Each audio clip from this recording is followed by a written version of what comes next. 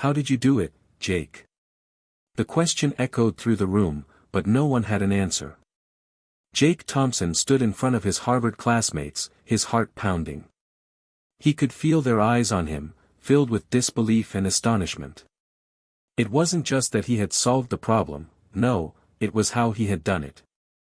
The impossible math problem that had stumped some of the brightest minds at Harvard for years, a problem that had been deemed unsolvable, was now solved by a boy from a small farm in Kansas. A boy who wasn't supposed to be here, a boy who wasn't supposed to be able to do this.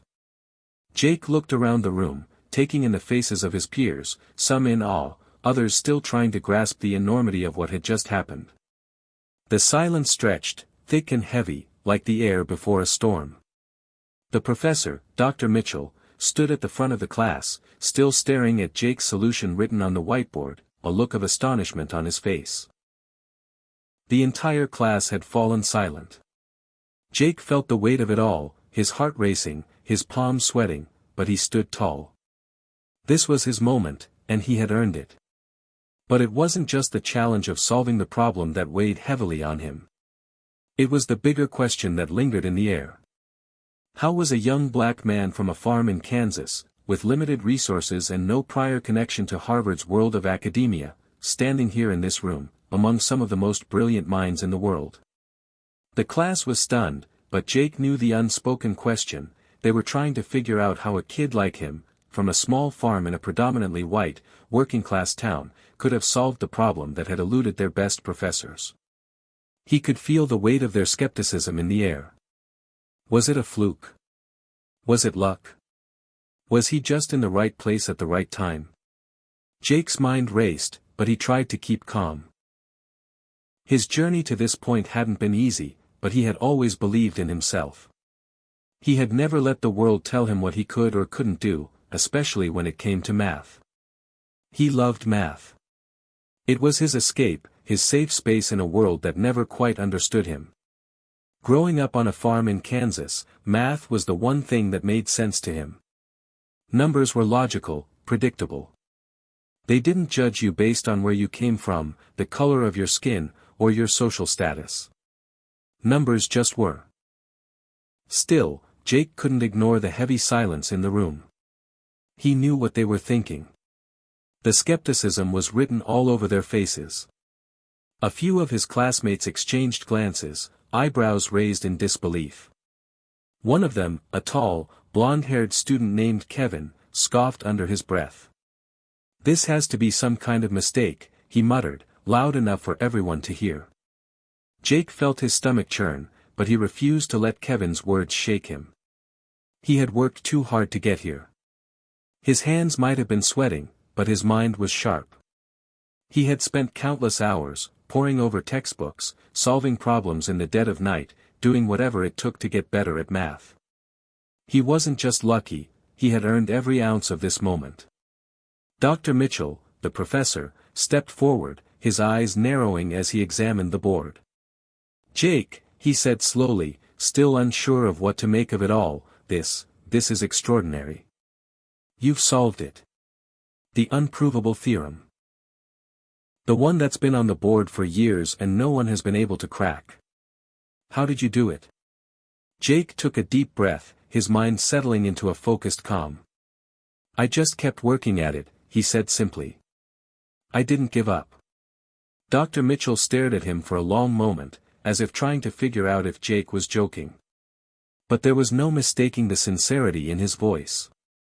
"Well," Dr. Mitchell continued, still processing the situation, "this is a breakthrough. A significant one. I'll need to go over the calculations myself, but..." He trailed off, clearly at a loss for words.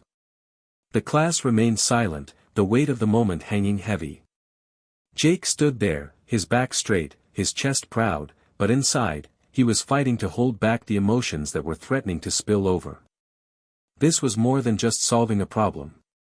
It was more than proving that he was smart. This was about proving something much bigger. Proving that a kid like him, from a small farm, from a family that didn't have much, could belong in a place like Harvard. He could be a part of this world, and he could make a difference.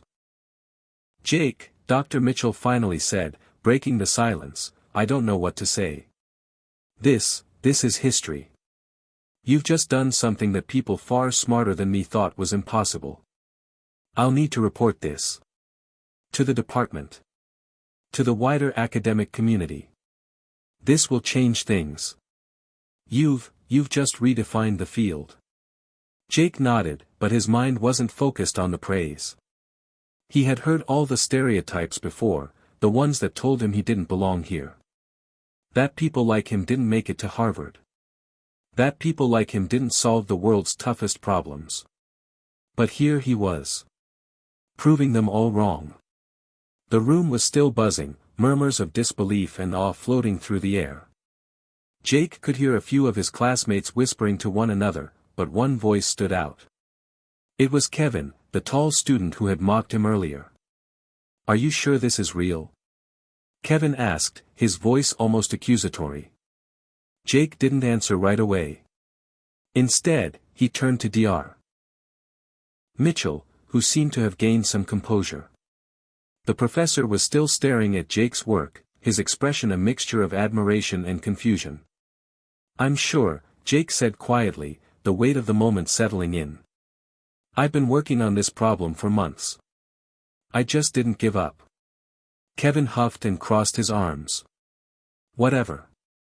It's a fluke. It'll be overturned. Jake could feel the bitterness in Kevin's words, but he didn't let them get to him. He had faced much worse growing up in Kansas, where he was often the only black kid in his class, where he had to prove himself every day just to be taken seriously.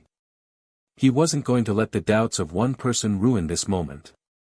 Dr. Mitchell, sensing the tension in the room, stepped forward again. Kevin, he said firmly, this is not a fluke. Jake has done something remarkable here. Let's show him the respect he deserves. Jake gave a small nod of thanks to Dr. Mitchell. The professor had always been kind to him, despite the barriers he faced as a student of color in a prestigious institution. It wasn't easy being the only black student in the advanced math class, but Dr. Mitchell had always encouraged him.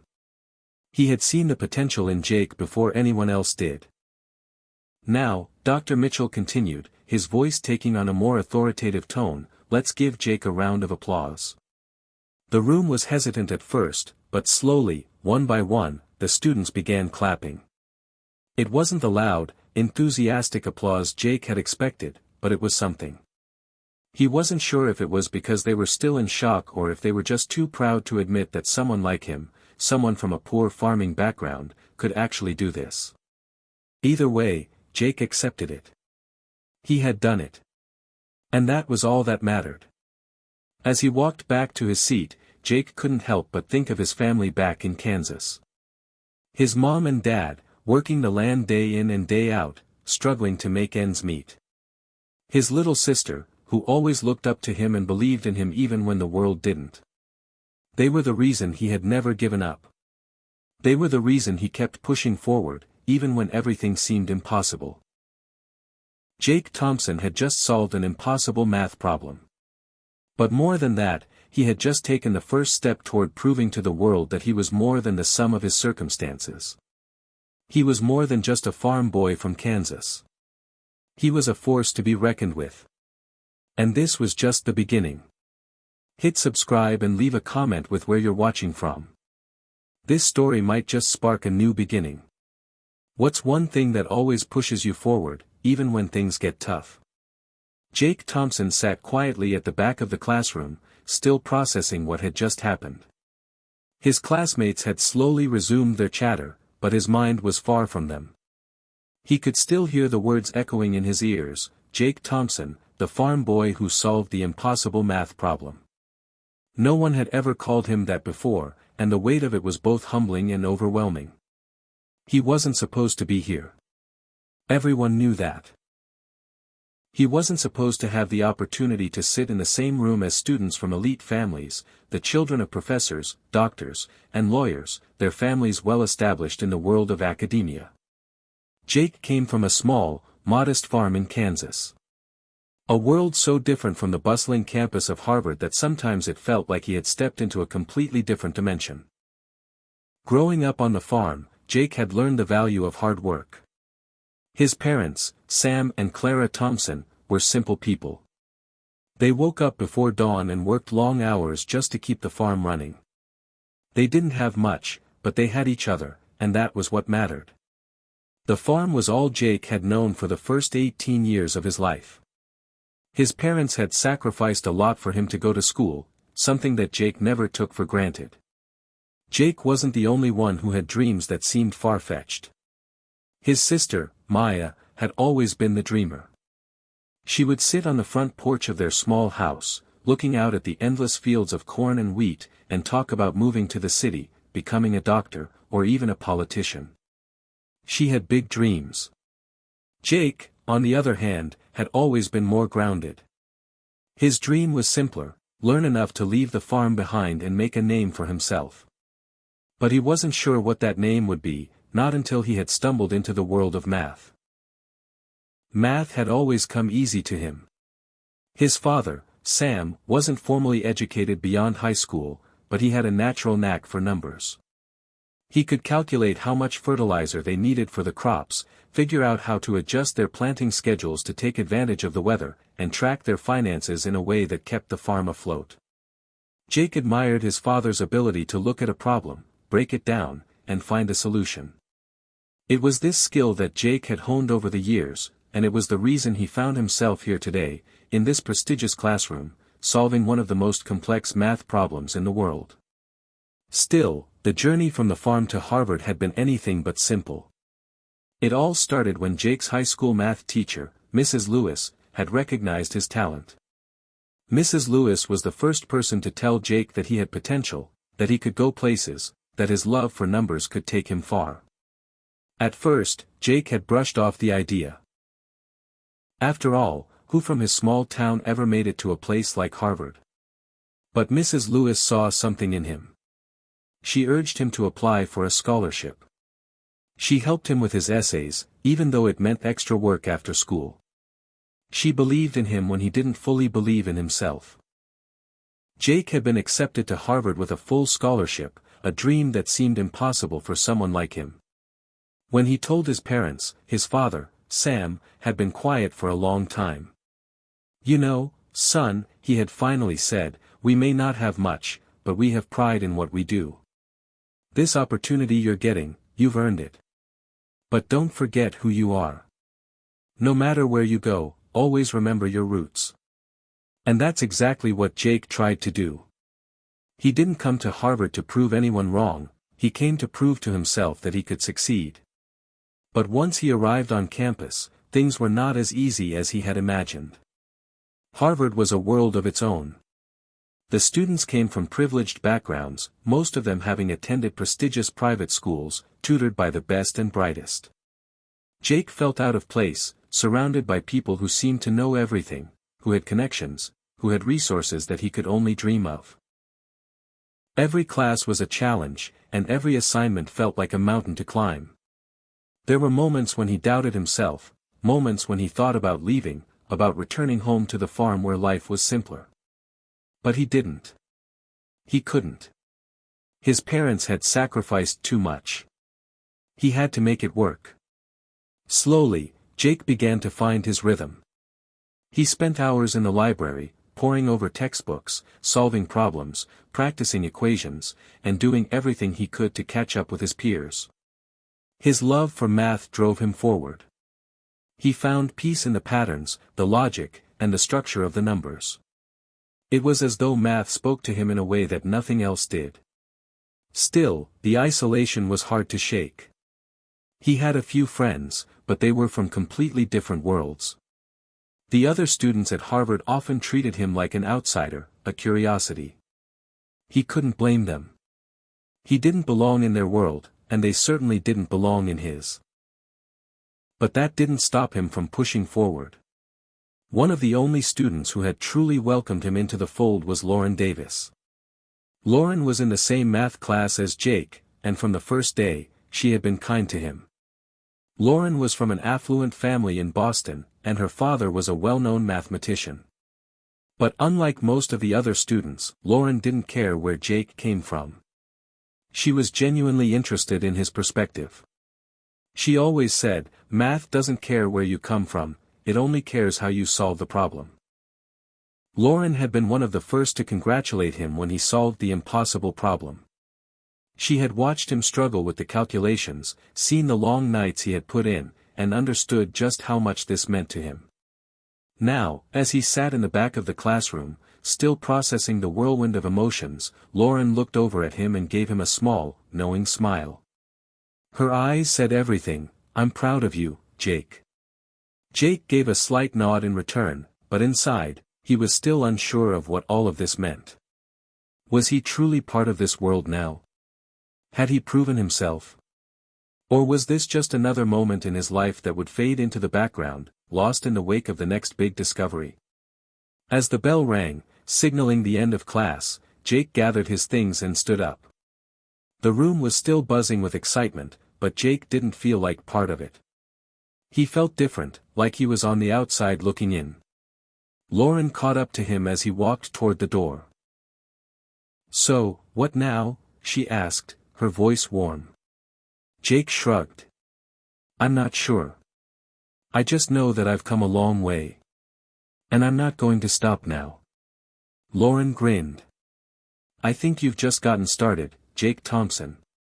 For the first time in a long while, Jake felt the weight of his journey lift, just a little. Maybe, just maybe, he was beginning to believe that he truly belonged here. The campus of Harvard seemed different the morning after Jake had solved the impossible math problem. It wasn't just the crisp autumn air or the vibrant leaves turning shades of red and orange that caught his attention. It was the energy around him. Everywhere he went, students whispered, pointing to him as he passed by. "Did you hear? Jake Thompson, he's the one who cracked the Harvard math problem." "Impossible," they'd say. "How did a guy like him, from Kansas, manage that?" The words floated in the air around him, like an invisible storm, and though no one had said anything directly to his face, Jake could feel the weight of their expectations. He wasn't sure whether it was admiration, disbelief, or something else entirely, but it was all on him now. Jake had always been good at handling pressure. On the farm, pressure was a part of life. There were crops to manage, machinery to fix, and problems to solve daily. But this? This was different. The spotlight felt heavier than any tractor or bale of hay he'd ever carried. This spotlight was on his intellect, not his work ethic. It was on his ability to solve one of the most challenging problems in the world of mathematics, a field where he wasn't supposed to belong. As Jake made his way to the library, he passed by several students who shot him glances, some with wide eyes, others skeptical. He could feel their curiosity. They wanted to know what had driven him to crack the code, what genius had sparked the solution. Jake wasn't sure he could answer them. He didn't have a grand revelation or some stroke of brilliance to explain it. He had simply kept going, pushing through the frustration until something clicked. But that wasn't the answer people wanted. The truth was simpler, but also more complicated: he never gave up. Jake stepped into the library, trying to shake off the feeling of eyes following him. He knew that his discovery had shaken things up, but the whispers had only made him feel more out of place. He had never been a fan of being the center of attention, and now, it seemed like everyone had something to say about him. He needed to focus. He needed to return to what had gotten him this far, his love for math. As he sat down at a study table in the back corner of the library, the quiet hum of activity around him did little to ease his nerves. His textbooks were open in front of him, but his mind kept wandering back to the problem he had solved. Jake had spent months working on it. It wasn't just a matter of intelligence, it was a matter of dedication, perseverance, and an ability to see patterns that others couldn't. To him, the impossible math problem had been a puzzle, like the ones he used to solve on the farm when he had to figure out crop rotation or calculate the yield of a field based on weather patterns. But now, as Jake looked at the pages in front of him, the weight of what he had done seemed to settle over him in a way he hadn't expected. It was one thing to solve a problem, but now that he had done it, people expected him to have answers. They wanted him to be the prodigy, the genius. Jake wasn't sure he wanted that. His phone buzzed on the table, pulling him out of his thoughts. It was a text from Maya, his younger sister. "I saw you on TV. Mom and Dad are so proud. I can't believe you did it, Jake." Jake smiled at the message. Maya had always been his biggest cheerleader, even though she had no idea how hard it had been for him to get here. She didn't know how many nights he had spent alone in his dorm room, struggling with concepts that seemed impossible. She didn't know how many times he had been on the verge of giving up. But she believed in him, and that belief kept him going. "Thanks, Maya. I couldn't have done it without all the support." Jake typed back, then hit send. He looked around the library, suddenly feeling the weight of everyone's expectations closing in around him. Lauren appeared out of nowhere, slipping into the seat across from him with a gentle smile. She hadn't been in the class when Jake solved the problem, but she had heard all about it. "You okay?" she asked softly, sensing the unease in his posture. Jake shrugged, trying to appear nonchalant. "Yeah, I'm fine. Just, a lot going on right now." Lauren nodded, understanding more than Jake was willing to admit. "I get it," she said. "Everyone's watching you now. It's a lot of pressure." Jake didn't answer immediately. He wasn't sure how to explain how everything felt. People were looking at him like he was some sort of genius, but that wasn't what he wanted. He didn't want to be treated like an anomaly. He just wanted to be Jake, the guy who loved math, the guy who worked hard, the guy who had made it to Harvard against all odds. "I didn't ask for this," Jake finally said, his voice a little sharper than he intended. "I didn't ask to be some symbol or whatever people are calling me. I just wanted to solve a problem. Now it's like I'm supposed to be some kind of hero." Lauren gave him a sympathetic look, but her voice was firm. "Jake, you don't have to be a hero. You're just you. But what you did?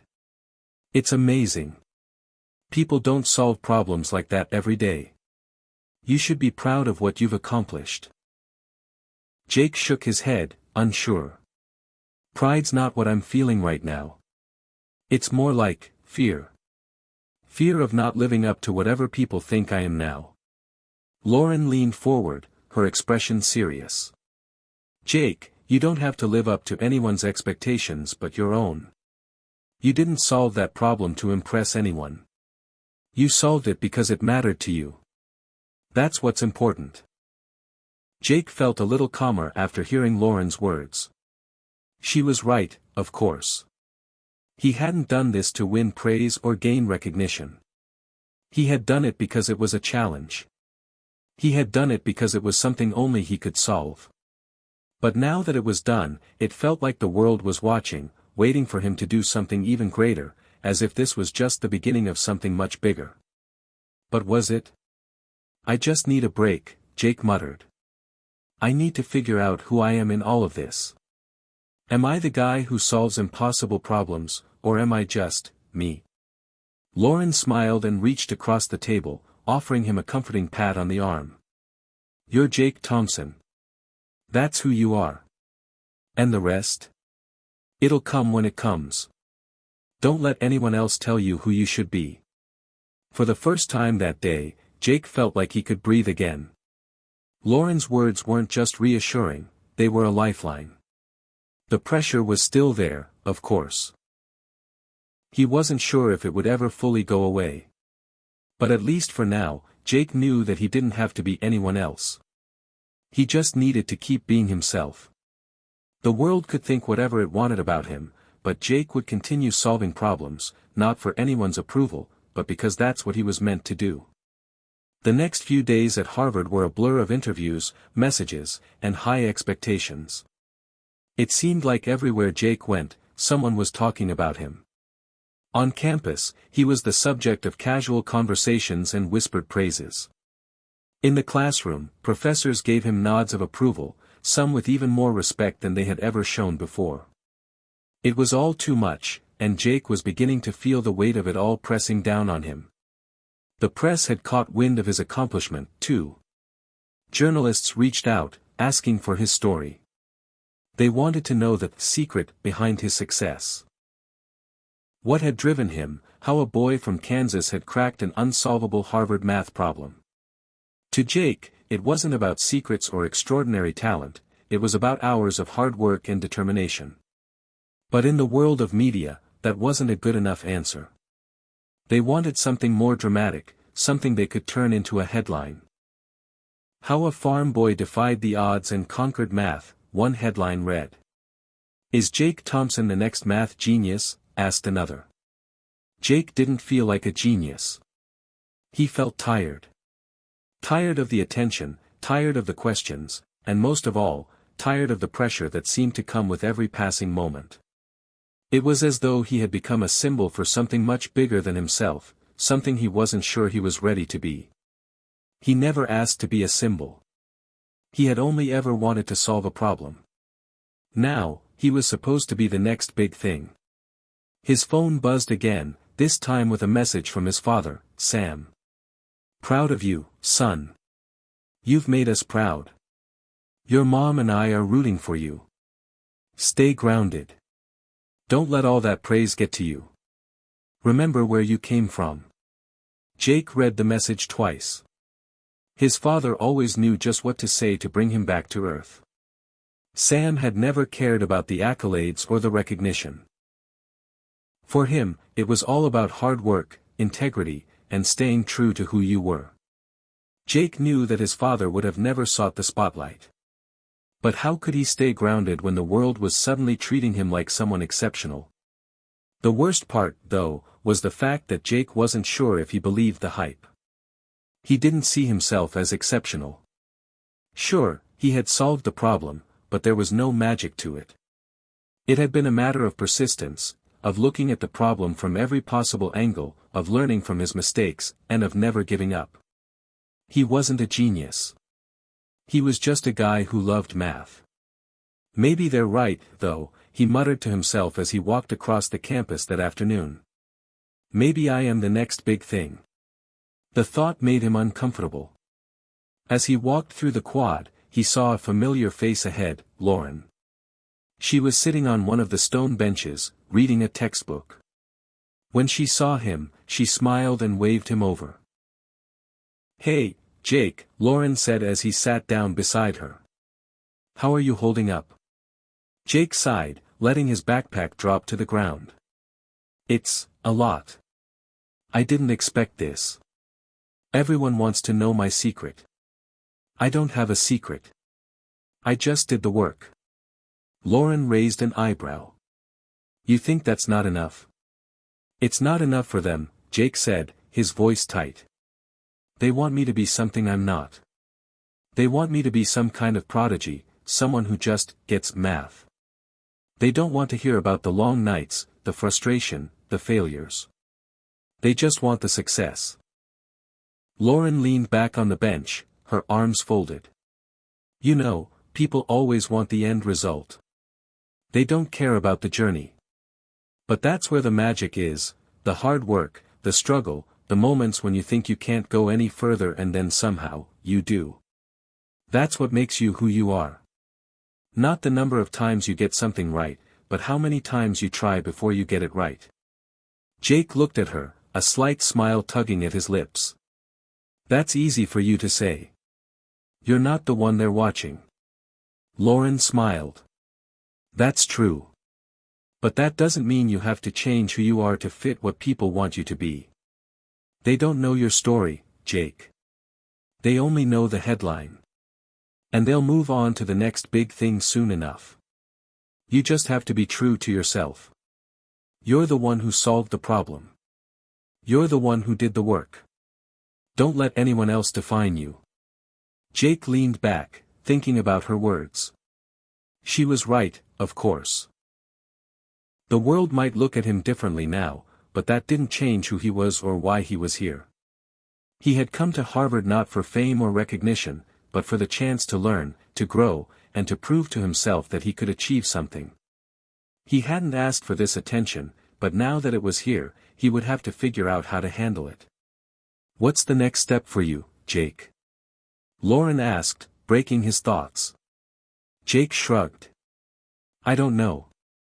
I guess I'll keep working. Keep solving problems. But I'm not sure what happens after this. I mean, I solved the impossible. What's left? Lauren's eyes twinkled as she leaned forward. I think you'll find there's always something new to discover. Maybe not another impossible problem, but there are always more questions to ask. More ways to push yourself. You've just scratched the surface, Jake. Jake was quiet for a moment, mulling over her words. Maybe she was right. Maybe this wasn't the end. Maybe it was just the beginning. But it wasn't easy. The pressure was suffocating at times. Everywhere he went, someone was either congratulating him or asking for an explanation. It felt like everyone wanted a piece of him. It wasn't about math anymore, it was about Jake Thompson, the farm boy turned genius. And he wasn't sure he was ready for that. Do you ever feel like it's too much? Jake asked Lauren, the question slipping out before he could stop it. Lauren paused, considering his words. Yeah, sometimes. But I've learned not to let it consume me. I focus on what I can control, the work, the learning, the things that matter to me. And I don't worry too much about the rest. You'll figure it out too, Jake. It takes time, but you'll find your balance. Jake nodded. Maybe that's what he needed, balance. He had to remember why he was here in the first place. It wasn't about being the next big thing. It was about solving problems, about learning and growing in ways he had never imagined possible. As the sun began to set, casting a golden hue over the campus, Jake stood up and stretched. Thanks, Lauren, he said. I needed that. Lauren smiled. Anytime, Jake. Anytime. As Jake walked back to his dorm, the pressure still hung over him, but it didn't feel quite as heavy. Maybe he wasn't alone in this after all. Maybe the journey ahead was just another challenge, one he could face, not as a symbol, but as Jake Thompson. The farm boy who had always known how to work hard, no matter the odds.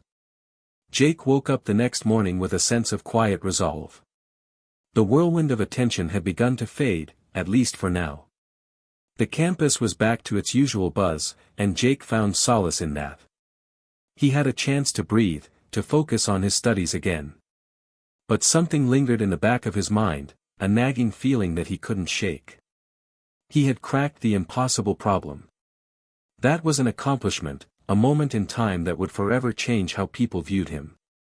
But now, he had to face a new reality. What came next? He made his way to his first class of the day, his footsteps purposeful but measured. As he entered the lecture hall, he noticed a few students glancing his way, whispering to each other. But today, the attention didn't feel quite as oppressive. The buzz from his recent achievement was still there, but it felt like the academic world was slowly returning to its normal rhythm. Lauren had been right, people would move on, and they would eventually forget about the math prodigy from Kansas. The trick, Jake realized, was to keep moving forward, to not let himself be defined by that single moment. But what if that moment was the peak? What if he couldn't top it? The thought haunted him as he took his seat in the back row of the class. The professor, Dr. Williams, was already talking about the next topic in the syllabus, advanced number theory. As much as Jake had mastered the math problem that had catapulted him into the spotlight, he knew that there was always more to learn. More challenges to tackle. Yet, part of him couldn't shake the feeling that solving the impossible problem had somehow set him up for failure. How do you follow up on something like that? What's the next logical step after proving to the world that you can solve an unsolvable problem? As the lecture continued, Jake's mind wandered. He looked around the room at his classmates, many of whom were in awe of his recent success. Some of them were whispering among themselves, and he could hear fragments of their conversation. Did you see Jake Thompson's problem-solving skills? I can't believe he solved that. I know, right? It's crazy. If anyone can solve number theory, it's him. Jake's ears burned at the mention of his name, and he felt a familiar knot form in his stomach. Was this what his life had become? A series of expectations and assumptions based on one moment in time. But Dr. Williams' voice snapped him out of his reverie. "Now, class," Dr. Williams said, his eyes scanning the room. "We're going to delve into the next set of problems, and I expect you all to be as dedicated as Mr. Thompson has been in his pursuit of answers." The professor's mention of his name sent a ripple of surprise through the class. Jake's face flushed, and he could feel the weight of the words pressing down on him. He wasn't sure if it was admiration or pressure that was being heaped onto him, but it didn't matter. The moment was now here. The challenge was real. Jake tried to focus on the lecture. He took notes diligently, though his mind kept racing. How could he avoid the pitfalls of expectation? How could he prove to himself that he wasn't just a one-hit wonder?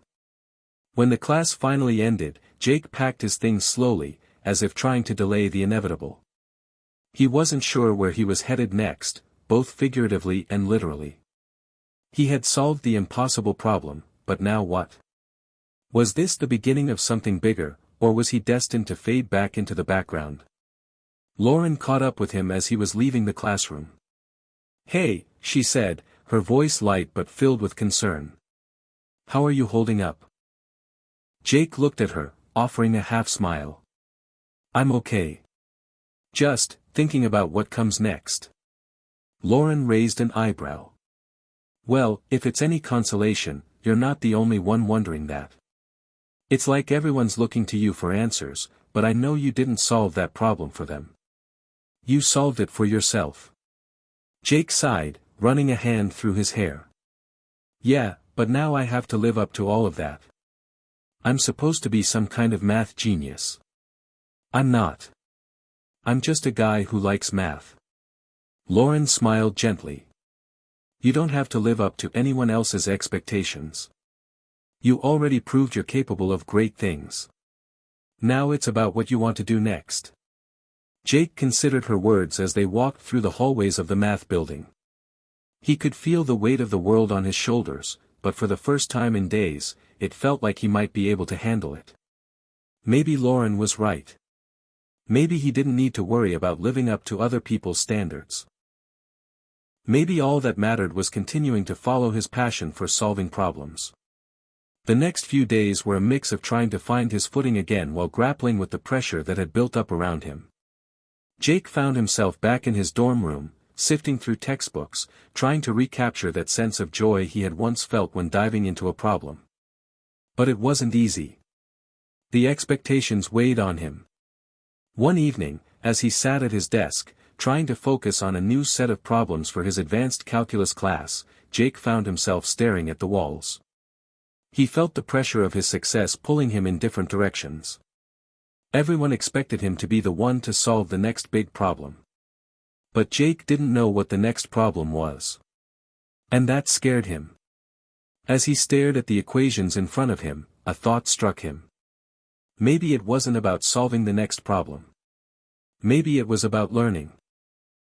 Maybe the journey ahead wasn't about trying to prove something to the world, but about growing as a mathematician, as a person. He picked up his pen, ready to take on the next challenge, whatever it might be. He wasn't sure where it would take him, but at least he had a direction. Maybe the true test wasn't in the recognition or the accolades. Maybe it was in how he chose to move forward, how he chose to face what came next. Jake Thompson had solved the impossible. Now, it was time to find out what was possible next.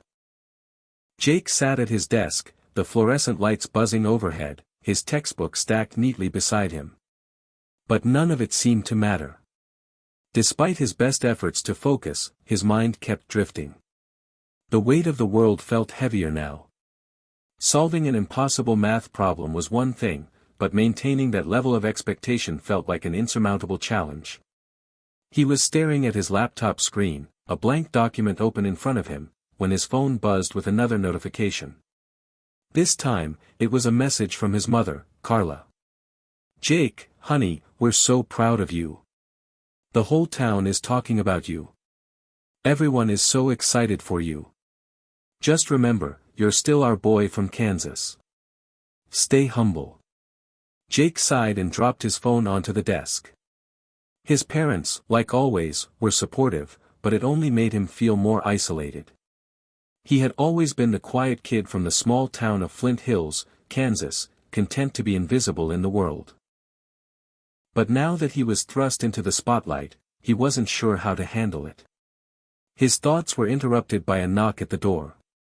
Jake's roommate, Greg, stepped in, looking slightly out of breath as if he had been running. "Hey, man, you good?" Greg asked, leaning against the doorframe.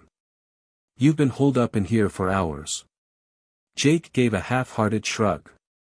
"Yeah, I'm fine. Just thinking." Greg raised an eyebrow. "Thinking? About what? The problem you solved? Or the problem you created?" Jake chuckled, though it felt forced. "I didn't create a problem. I just solved one." Greg stepped further into the room and flopped down onto Jake's bed. Sure. But, man, I get it. You're suddenly the guy to beat around here. Everyone's expecting you to keep that streak going. Hell, it's probably driving you crazy, huh?" Jake nodded. "I don't know what they want from me. I solved one impossible problem. Now everyone's asking what's next. Like I'm supposed to just solve another one. And I don't even know where to begin." Greg shook his head. "That's the thing, man. People see the finish line, but they don't see the journey. They don't see the hours you spent working on that problem, or the sacrifices you made to get here. They just see the end result. And they expect it to be magic." Jake leaned back in his chair, staring at the wall. "But that's what I'm afraid of. I don't want to disappoint anyone. I don't want to be the guy who solves one problem and then fades into obscurity. Everyone's watching me now, and I feel like I'm standing on the edge of a cliff." Greg sat up, his expression serious. "You've got to stop worrying about everyone else, Jake.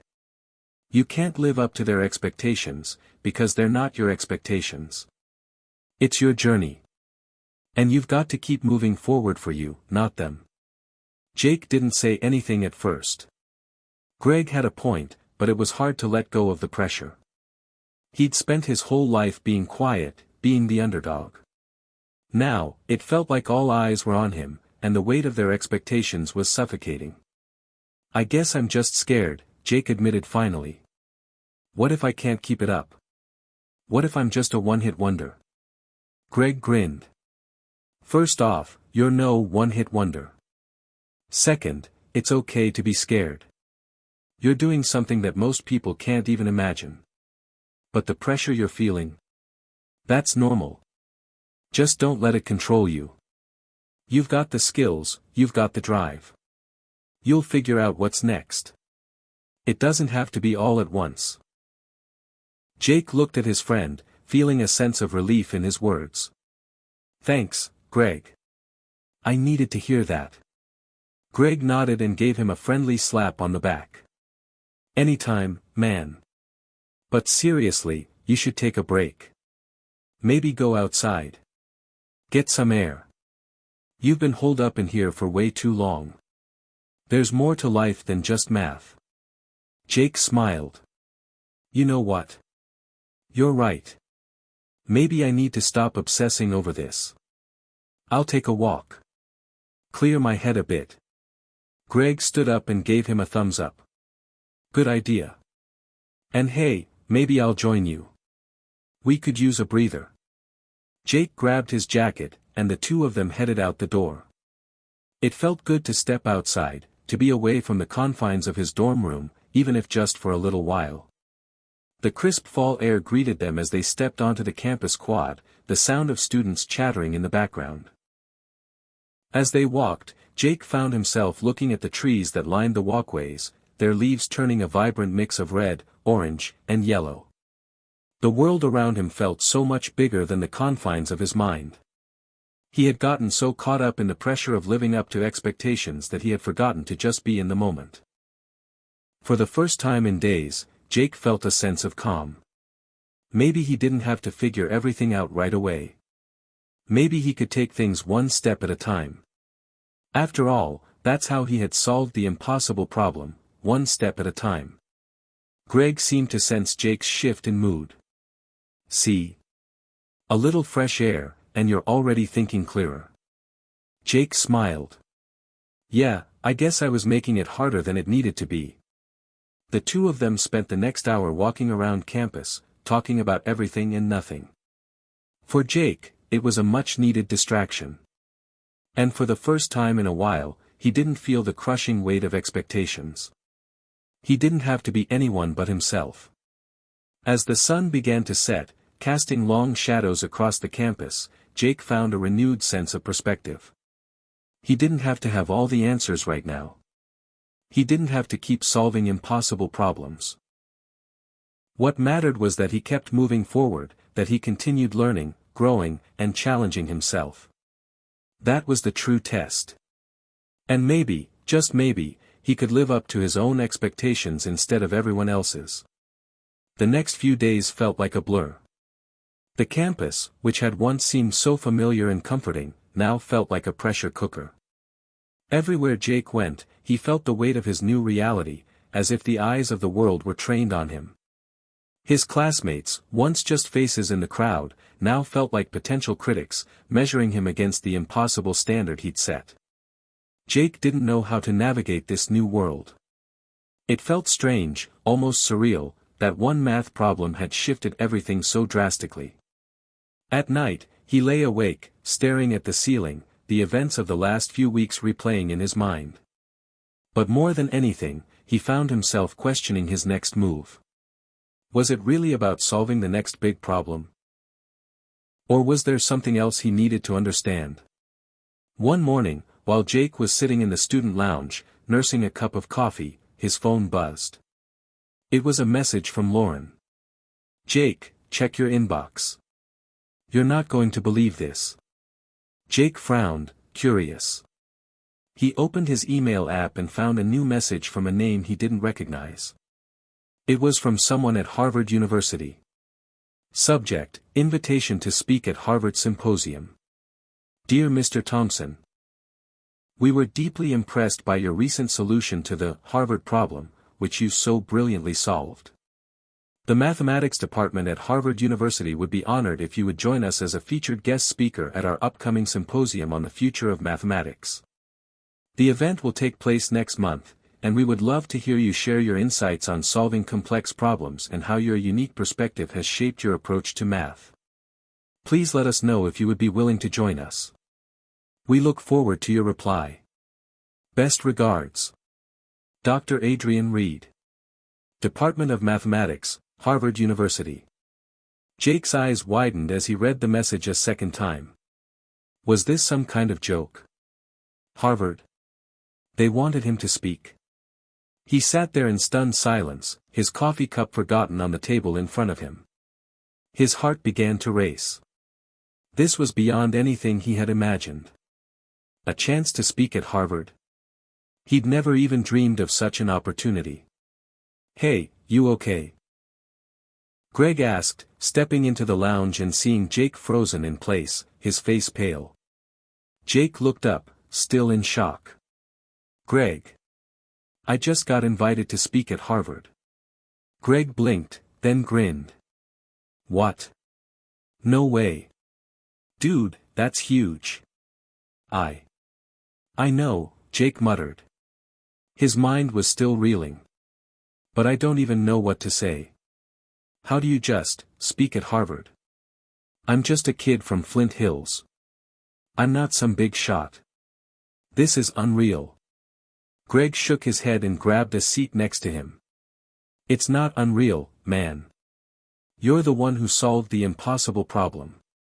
You're exactly what they want to hear from. You're not just some kid. You've earned this. This is your moment. Jake ran a hand through his hair.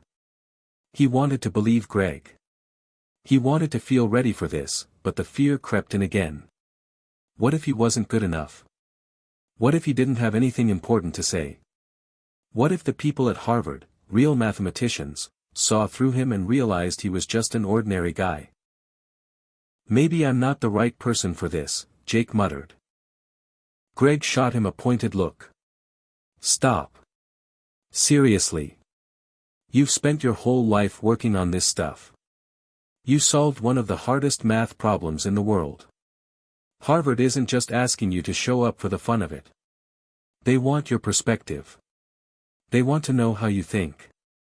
You've got something valuable to say. Jake leaned back in his chair, letting the words sink in. Greg was right. He wasn't just some fluke. He had done something that no one else had been able to do. He had a unique perspective, and maybe this was his chance to share it. Still, the nerves didn't subside. Jake clicked on the email and typed out a response. Subject, invitation to speak at Harvard Symposium. Dear Dr. Reed. Thank you so much for the invitation to speak at the Harvard Symposium. I'm incredibly honored by the opportunity, and I would be thrilled to join you and your team in discussing the future of mathematics. I will confirm my travel details soon. Best regards. Jake Thompson. Jake clicked send, but his hands still trembled. The reality of what he had just agreed to was slowly starting to settle in. Greg stood up, giving Jake an encouraging clap on the back. See? You've already done the hard part. Now, you just have to show up and be yourself. You've got this, man. Later that afternoon, Jake's phone buzzed again. This time, it was a call from his mother. Jake. I saw the email. Harvard. Oh my God, that's incredible. I'm so proud of you. Jake smiled, feeling a swell of warmth at the sound of his mother's voice. Thanks, Mom. I still can't believe it. I don't know what I'm supposed to say. Sweetheart, Carla said, her tone full of love and understanding. Just speak from the heart. You don't have to have everything figured out right now. Just share what you've learned and how you got to where you are. People will appreciate your honesty, your journey. Jake took a deep breath. His mother was right. He didn't need to have all the answers. He just needed to be true to himself and his story. After all, that's what had gotten him this far in the first place. Over the next few days, Jake began to prepare for his trip to Harvard. The weight of the invitation was still heavy on his shoulders, but with each passing hour, he felt more ready to take it on. The thought of speaking in front of some of the most brilliant minds in the world still intimidated him, but he couldn't back down now. This was his moment, a chance to take control of his own narrative. He was no longer just the boy from Kansas. He was Jake Thompson, and he had earned every bit of this. And no matter how daunting it seemed, he was ready to step into the spotlight and share his story. The days leading up to Jake's departure felt like a blur. The same bustling campus that had once been so familiar now felt different, almost distant, as if everything had shifted into a new dimension. Harvard. That name echoed in Jake's head, a place that had always felt like a distant dream. And now, he was about to step foot there. Packing his bags was the first step, and it was an oddly surreal experience. Jake folded his clothes, checked his notes, and glanced at the little mementos from home, the small photograph of his family, a worn-out copy of his favorite book, anything that made the upcoming journey feel like it was still connected to the life he knew. He'd heard stories about Harvard, stories of brilliant minds, world-changing innovations, and towering expectations. It was where the best of the best went, and he was about to join them. The pressure of that fact felt suffocating, but Jake was determined not to let it crush him. He had solved one of the hardest problems in mathematics, surely, this was just another step. His phone buzzed as he zipped his suitcase shut. It was a message from Lauren. You ready for Harvard, Jake? Just remember, you belong there. No imposter syndrome allowed. And hey, let me know if you need anything. Jake smiled at the text. Lauren had been an unwavering support system throughout this journey. She had been there when he first tackled the impossible problem, and she had cheered him on every step of the way. It was comforting to know she believed in him, even when he didn't always believe in himself. "Ready as I'll ever be," Jake typed back, feeling a sudden rush of excitement. He was about to step into a new world, and while it was daunting, it was also exhilarating. His flight was scheduled for the next morning, and the reality of leaving campus set in that evening as Jake stood on the edge of the quad, watching the sun dip below the horizon. He had come so far in such a short time, and yet, it still felt like he was just beginning. Greg had already left for the evening, but Jake needed some time alone to think. He pulled his hoodie up over his head and wandered through the nearly empty campus, his footsteps echoing softly in the cooling air. It was a quiet moment of reflection before everything would change. The flight to Boston the next day was a whirlwind. Jake had spent most of the flight going over his speech, drafting it, tweaking it, revising it, trying to perfect it. But the closer he got to Harvard, the more he realized that there was no such thing as a perfect speech. It was just about sharing his story, being honest, and letting the audience in on the journey that had brought him here. By the time Jake arrived in Boston, the city was bustling with energy, and he could feel the pulse of opportunity in the air. As he stepped off the plane and into a cab, his heart began to race. This was it, the place where the impossible had become possible. The place where the brightest minds in the world gathered. And now, he was one of them. The symposium was being held in one of Harvard's most iconic buildings, the Science Center. Jake had read about it in textbooks, seen it in photos, but nothing could compare to being there in person. As he entered the grand building, he couldn't help but marvel at the architecture, the soaring ceilings, the rows of old wooden benches, and the grand staircase that led up to the lecture halls. He was escorted to a backstage area where he would wait before the event began. The room was quiet, save for the soft hum of conversations from the main event hall. He could hear people in the distance discussing complex theories, laughing, and preparing for the day ahead. It all felt like a blur, a world he had never truly imagined himself a part of. A few minutes later, a tall man in a sharp suit entered the room. It was Dr. Adrian Reed, the one who had invited Jake to speak. "Mr. Thompson, it's a pleasure to finally meet you in person," Dr. Reed said with a warm handshake. "I must say, I've heard nothing but great things about your work. The mathematics department is excited to have you here." Jake offered a nervous smile. "Thank you, Dr. Reed. It's kind of overwhelming to be here." Dr. Reed chuckled. "I imagine so. But you're here because you've earned it. And you have something unique to offer. Don't forget that." Jake nodded, but inside, the nervousness was growing. He hadn't spoken in front of an audience this large before. What if he froze? What if he couldn't articulate his thoughts the way he had practiced? "Is there anything I can do to help calm your nerves before the talk?" Dr. Reed asked, sensing Jake's tension. "Honestly, I'm not sure," Jake admitted. "I've been preparing, but I'm still not sure what I'm going to say once I get up there." Dr. Reed smiled gently. "Jake, you don't need to have everything figured out. Just speak from the heart. The audience is here to hear your journey, your perspective. The way you approached the problem. That's what matters." Jake took a deep breath.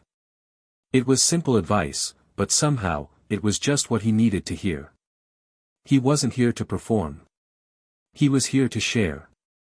After a few more minutes of conversation, the assistant came in to let them know that the event was about to begin. Dr. Reed clapped Jake on the back. "It's time. Just remember, we're all rooting for you."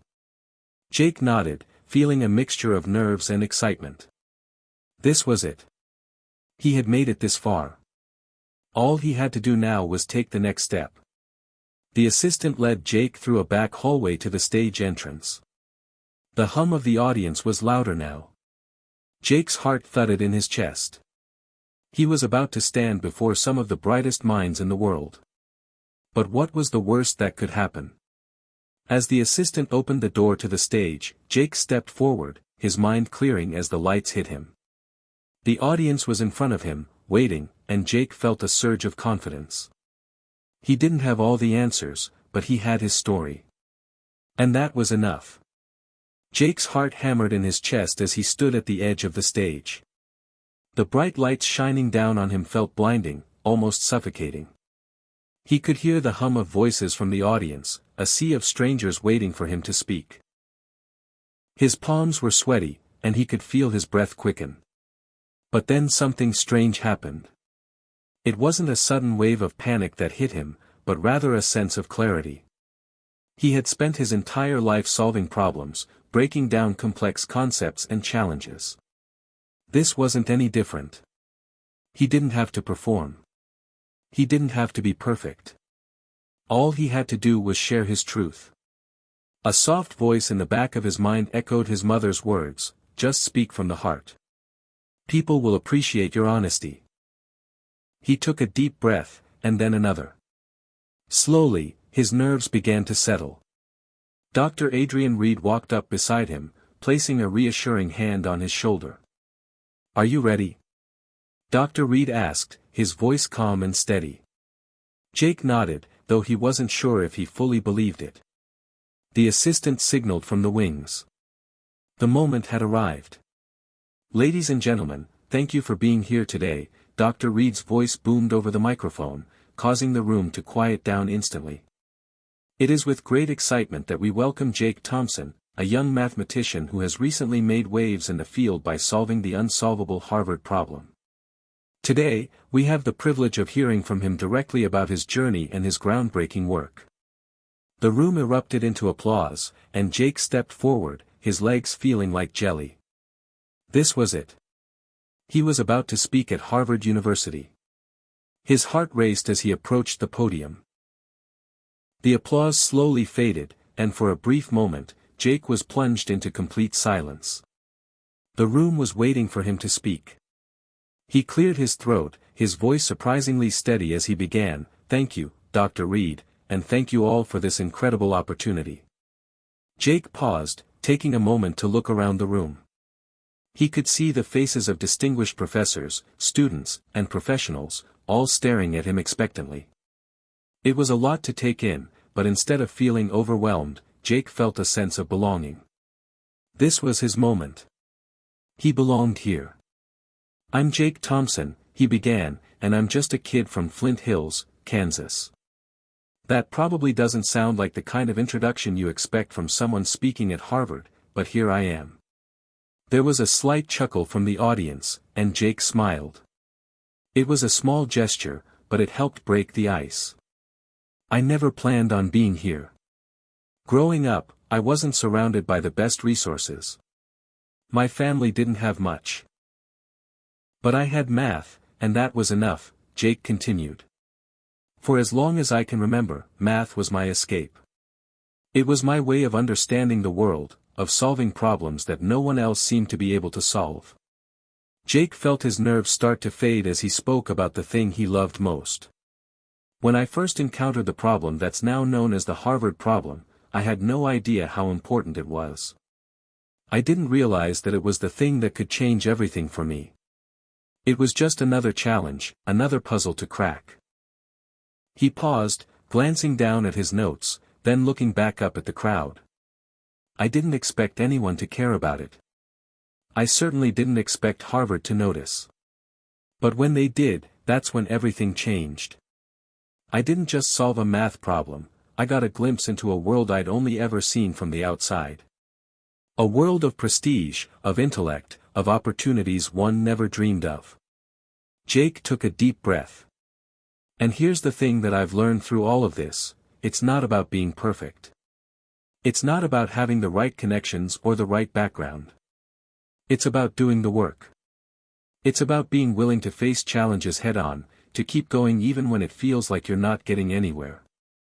And sometimes, it's about believing that maybe, just maybe, you can do something that no one else thinks is possible." He could see the audience leaning in now, hanging on his every word. "I'm not a genius. I'm not special. I'm just a guy who loves math, who's willing to put in the time to figure things out," Jake said, his voice growing more confident. And if there's one thing I want to leave you with today, it's this: you don't have to be perfect. You don't have to come from a prestigious background. You just have to have the drive to push through the hard times, to embrace the challenge, and to keep moving forward, even when the world seems to say no. Jake felt the power of his own words sink in. For so long, he had been doubting himself, unsure of his place in the world. But now, standing on that stage, he realized that his journey had meaning. His story mattered, and so did the lessons he had learned along the way. The room was silent for a moment, and then, slowly, a wave of applause began.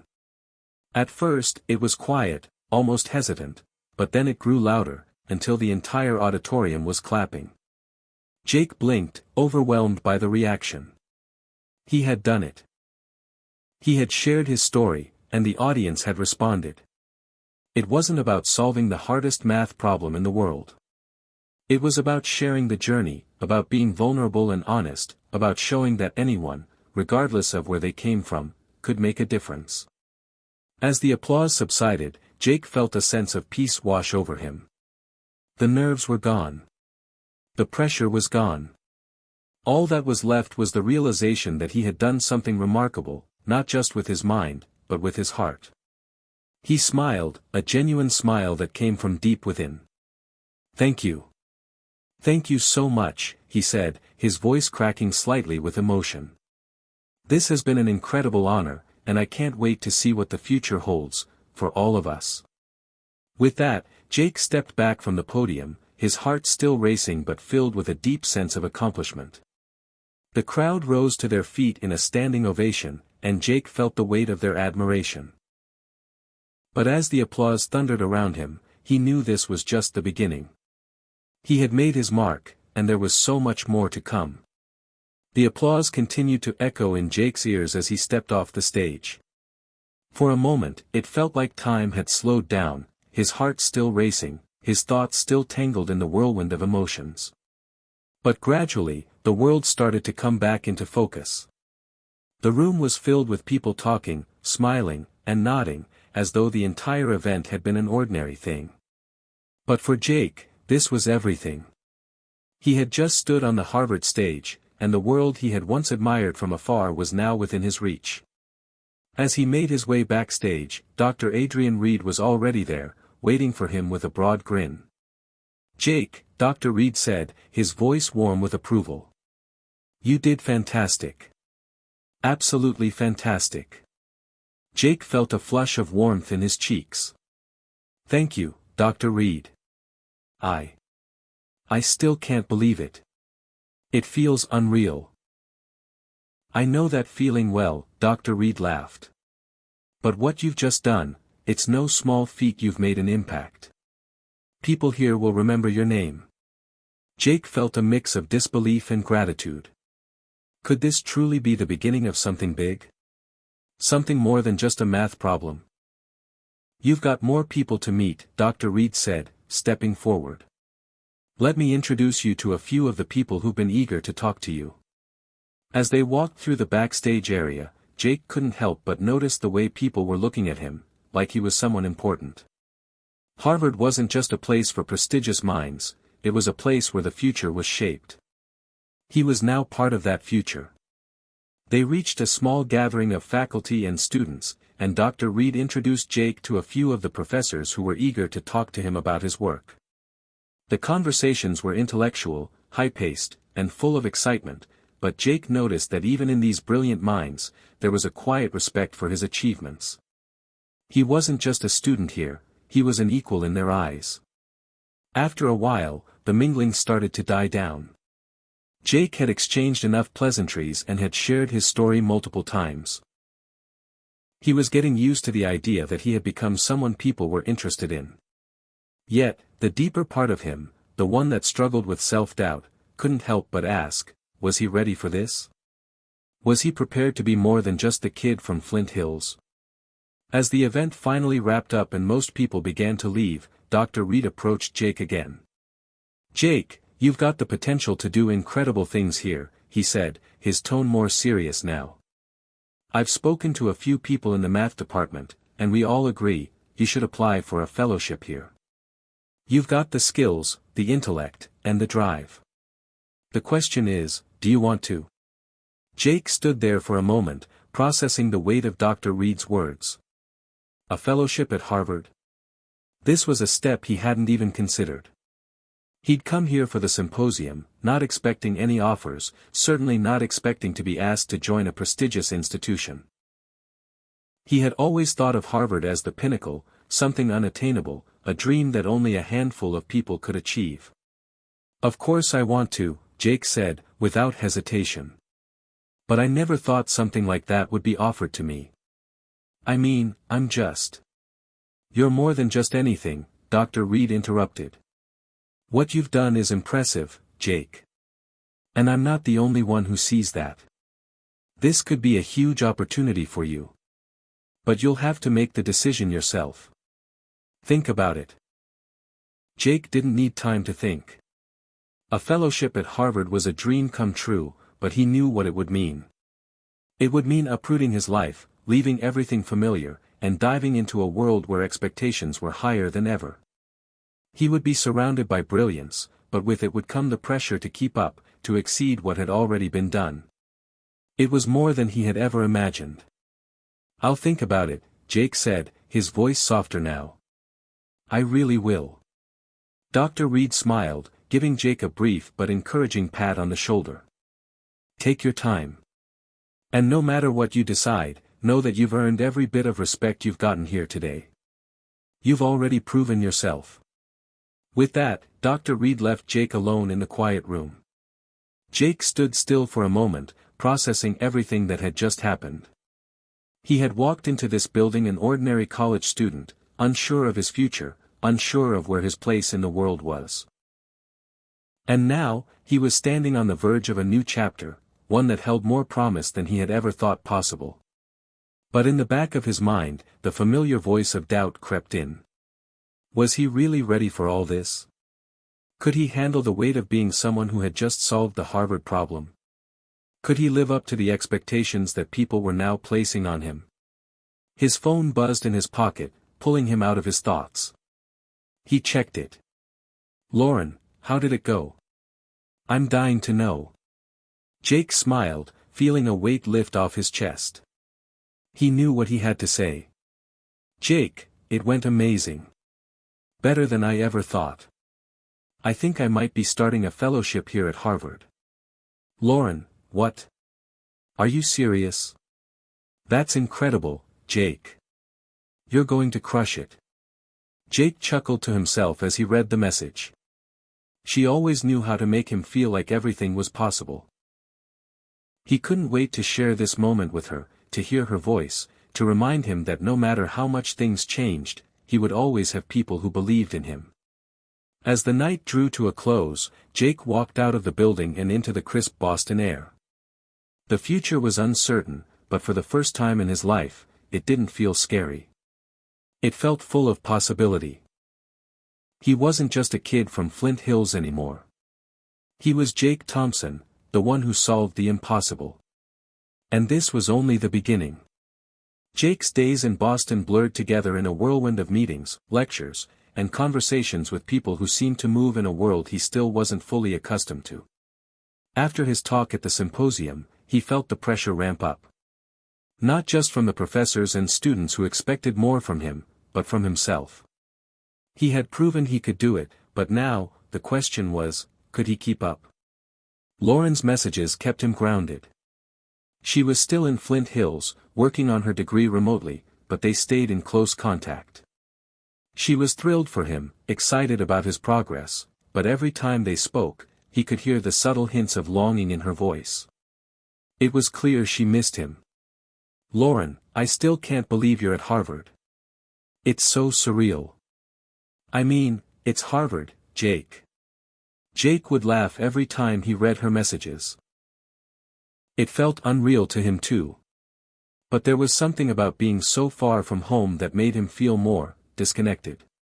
He loved Boston, he loved the opportunity, but he missed the simplicity of his old life, the days spent in the fields with his father, the endless nights spent solving math problems by the warmth of a kitchen light, the quiet moments with Lauren. Despite all the excitement of the new life he was creating at Harvard, he couldn't shake the feeling that something was missing. It was late one evening when Jake received a call from Dr. Adrian Reed, the mentor who had guided him through the whirlwind of his recent accomplishments. The phone rang through the silence of his small apartment, the low hum of Boston's night air filtering in from the cracked window. "Jake," Dr. Reed's voice was steady, but there was a certain urgency to it. "I've been talking to some colleagues. We're all in agreement, you need to make a decision. The fellowship, the opportunity to study here. It's a life-changing step. But I need to know where your heart is." Jake paused. "What do you mean?" "You've been offered a fellowship here at Harvard, yes," Dr. Reed continued, "but that doesn't mean you have to take it. I know you're passionate about math, Jake. We all know that. But I also know that this world, this environment, it's not for everyone. It's intense. It's demanding. And it will change you. It will change the way you see the world." Jake exhaled, his mind racing. Was he really ready for that? To leave behind everything that had shaped him? The quiet fields of Flint Hills. His family. Lauren. "I never thought it would be this difficult," Jake said, running a hand through his hair. "I thought it would be an easy choice. But I don't know if I'm ready to leave everything behind." Dr. Reed was silent for a beat, allowing Jake the space to think. "Jake," he said finally, "this isn't about being ready. You'll never be fully ready for a leap like this. But what I'm telling you is this: sometimes, the hardest decisions are the ones that push us into the person we're meant to be. Sometimes, the hardest choices are the ones that shape our future." Jake stood up and walked over to the window, staring out at the glowing city lights. The noise of Boston felt distant now, as if he were floating above it all. "I know," Jake said, his voice barely above a whisper. "But what if I'm not meant to be here? What if everything I've worked for is just a fluke?" "Jake, what you've done is not a fluke," Dr. Reed said, his voice sharp. "You've earned this. You've earned everything that's coming your way. But the question is, do you believe in yourself enough to embrace it?" Jake wasn't sure how to answer that. Did he believe in himself? Part of him still saw the boy from Flint Hills, unsure, underconfident, wondering if he was really enough. But then there was another part of him, the part that had solved the Harvard problem, the part that had stood before that auditorium full of people and delivered his story. Could he embrace that part of himself? "I don't know if I'm ready," Jake admitted. "But I don't want to regret not taking the opportunity." Dr. Reed's voice softened. "It's okay to be uncertain, Jake. But remember, growth happens when we step into the unknown. This is your time. You just have to decide whether or not you want to seize it." Jake felt a lump form in his throat. He hadn't realized until now how much weight this decision carried. Harvard wasn't just a school. It was an entire world, a world that could redefine everything for him. But it also meant leaving behind the life he knew, the life he loved. After the call ended, Jake sat in the silence of his room, staring at the empty space in front of him. His mind was spinning with conflicting thoughts. On one hand, this was everything he had ever wanted. On the other hand, it was everything he feared. The path he had carved for himself was becoming a maze, one he didn't know how to navigate. Could he handle the pressure? Would the work consume him? Or would he rise to the occasion and make this his own? In the days that followed, Jake tried to get some distance from the decision. He spent time in the library, buried in his research, but every now and then, he would find himself looking out the window, thinking about Flint Hills. About his father. About Lauren. It wasn't long before he decided to call Lauren. Ring, ring. "Hey, Jake." Lauren's voice came through with her usual warmth, but he could hear the underlying curiosity in her tone. "How's it going? I've been waiting for the big update." Jake smiled, despite the heaviness in his chest. "I don't know, Lauren. I'm stuck." There was a pause on the other end, and then, "What's going on?" He told her about the fellowship, about Dr. Reed's words, about the tug-of-war inside his heart. "I don't know what I want anymore," Jake admitted. "I thought I had everything figured out, but now, I feel lost." Lauren's voice was quiet for a moment. "Jake, I know you've got a big decision in front of you. But you're not alone in this. I believe in you, no matter what you choose. But the thing is, you need to listen to yourself. What does your gut say?" Jake leaned back in his chair, staring at the ceiling. He wished he could just have an answer, something to tell him which direction to go. But instead, he felt stuck. "I think my gut is telling me I have to keep going," he said slowly. "Even if I'm scared." There was a smile in Lauren's voice when she spoke again. "Then go. Go for it, Jake. If anyone can do it, it's you." Jake felt a weight lift off his shoulders. For the first time in days, he felt sure of something. The decision wasn't easy, but perhaps it was time for him to take that leap. He wasn't ready, but maybe that was okay. Hit subscribe and leave a comment with where you're watching from. This story might just spark a new beginning. What's one thing that always pushes you forward, even when things get tough? Jake had made up his mind. The decision wasn't easy, and it wasn't quick, but after hours of thinking, talking with Lauren, and reflecting on his own journey, he knew what he had to do. He was going to accept the fellowship offer at Harvard. The fear still lingered, but it was no longer the thing holding him back. What was holding him back now was the desire to succeed, to prove that he could not just survive in this world, but thrive in it. He spent the next few days finalizing paperwork, attending meetings with advisors, and preparing himself for what was to come. The more he talked to the professors and fellow students who had welcomed him, the more he realized this place was something different. They weren't just interested in his mind. They wanted to understand who he was as a person, what made him tick, what drove him. For Jake, it was more than just math. It was the pursuit of knowledge, the ability to see the world through a lens that few people could understand. This was his calling, even if it meant leaving behind everything that had once felt safe and secure. But as much as he tried to focus on the future, there were moments when he couldn't help but look back. The conversations he had with his dad still echoed in his mind. He had promised his father that he would come back one day. But now, that promise felt more like a distant memory, fading with each passing day in Boston. One evening, Jake found himself sitting in a quiet corner of the campus library, his textbook spread out in front of him. He wasn't really studying. Instead, he was deep in thought. His mind kept drifting back to Flint Hills, the simple, quiet life he had once known. He missed the sound of the wind rustling through the trees, the smell of fresh-cut grass, and the sense of purpose that came with each day on the farm. It was in that moment of nostalgia that his phone buzzed on the table. It was a message from his dad. "Dad, how's it going, son? Hope you're finding your way out there. I know you're probably busy, but if you get a chance, call me. I miss you." Jake stared at the message for a moment, his chest tightening. He missed his dad too. It had been weeks since they last spoke, and each time they talked, the distance between them felt like it was growing. He quickly typed a response. "Jake, I'm doing well, Dad. I've been busy, but I'll call you later tonight. Miss you too." He hit send, then leaned back in his chair, feeling the weight of the decision he had just made. He was about to leave everything behind. And yet, the idea of continuing down this path seemed to fit him in a way that staying behind never could. His phone rang a few minutes later. It was his dad. "Hey, Dad," Jake answered, his voice thick with emotion.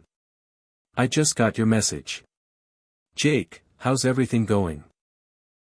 His dad's voice was warm and steady, just like it always was. "You're not getting too overwhelmed, are you?" Jake chuckled. "I think I'm doing all right. It's a lot to take in, but I'm making it work. Just, figuring everything out, you know." His dad sighed, a sound full of both pride and concern. "I can imagine. Harvard, huh? It must feel like a whole new world to you. It does, Jake admitted. It's amazing, but it's a lot. Everyone here is so smart, and sometimes I feel like I'm just trying to keep up.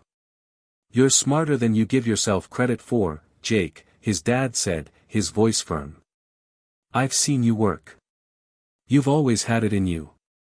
Just don't forget who you are, alright? Jake's throat tightened.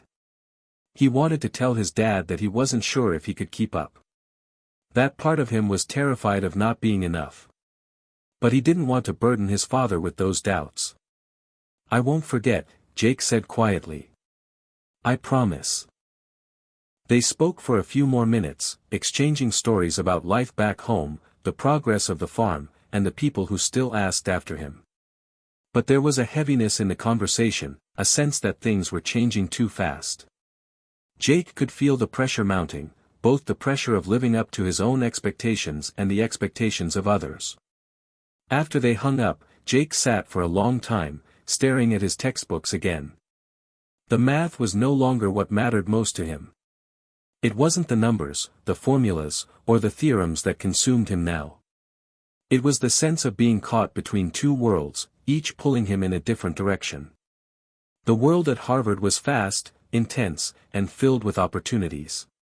But the world back home, the world where his father worked the land and Lauren was still by his side, was simple, grounded, and full of love. He couldn't have both. The question was, which world did he want to call home? The next morning, Jake made his way to the math department to meet with Dr. Reed. He had already accepted the fellowship, but something inside him still felt unsettled.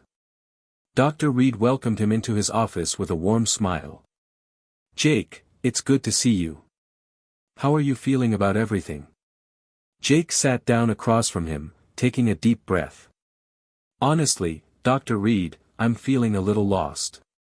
I've made my decision, but I'm not sure if I'm doing the right thing.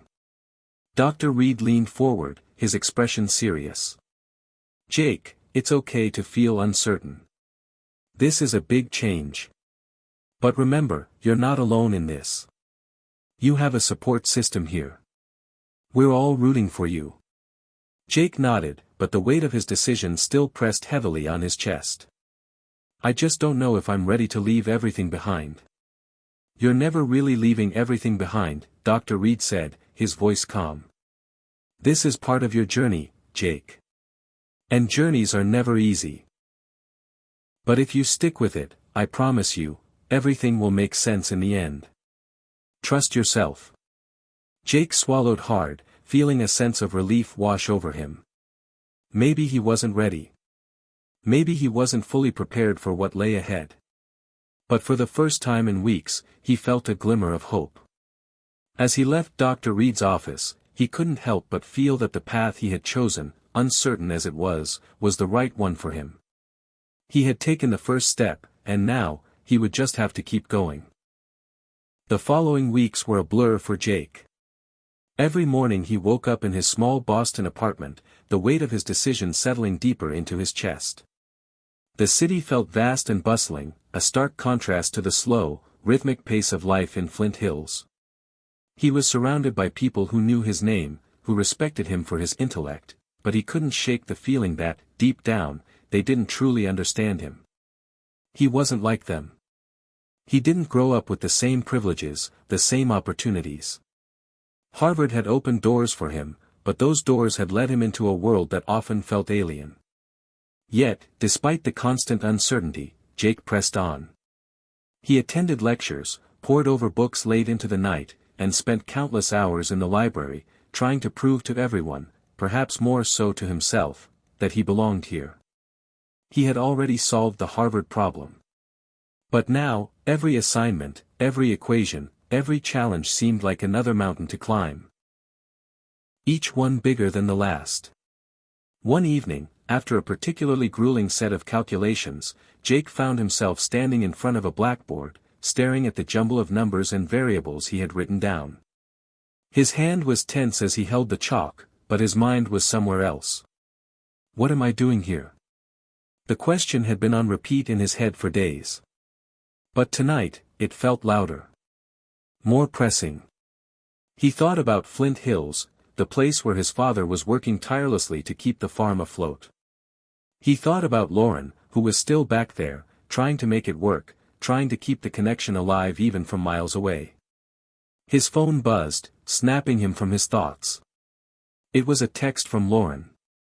Lauren, hey, Jake. Miss you. How's it going with the fellowship? Are you feeling more at home in Boston yet? Jake sighed and tapped out a quick response, his fingers hovering over the screen. It's tough, Lauren.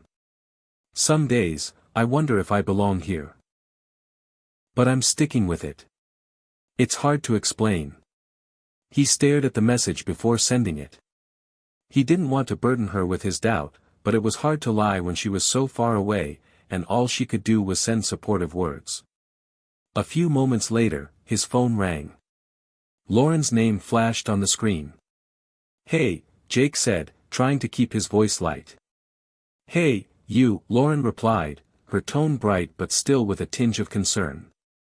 You didn't sound too sure in your text. What's going on? Jake leaned back against the chalkboard, the weight of the day pressing down on him. He wasn't sure how much he could hide. It's just. I don't know. Some days, it feels like I'm way out of my league. It's all this pressure, and I don't feel like I'm keeping up. Lauren was quiet for a long moment, but when she spoke again, her voice was steady and calm, the way it always was when she gave him the reassurance he so often needed. Jake, listen to me. You've already done something that most people would never even dream of. You solved the Harvard problem.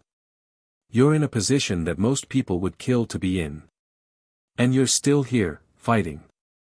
That means something. You've got to trust yourself more than that. You belong there. Whether you feel like you do or not. Jake closed his eyes, her words sinking in. I want to believe that, Lauren. I really do. But some days, I feel like I'm not even close to being enough. You are enough. You've always been enough.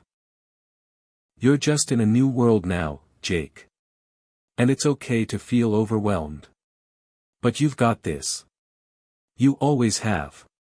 Her words wrapped around him like a blanket, soothing the gnawing self-doubt that had been consuming him. Thanks, Lauren. You always know just what to say. I know, she said with a laugh. That's what I'm here for. You're not alone in this, okay? I know, Jake said, his voice steadier than before. I've got you, too.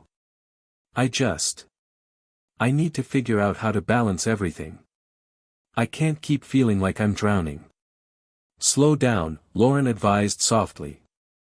Take it one step at a time. You don't have to have everything figured out right now. You're doing great. Jake took a deep breath, allowing her words to sink in. I'll try. I just wish I had more clarity. I get it, Lauren said. But clarity comes with time. You're still finding your footing, and that's okay. They talked for a while longer, until Jake felt the weight on his shoulders lighten, if only for a moment. Lauren's unwavering support made the world seem a little less intimidating. After hanging up, Jake went back to his work, but there was a new resolve in his mind. It wasn't going to be easy. But if he had already come this far, maybe he could go even farther.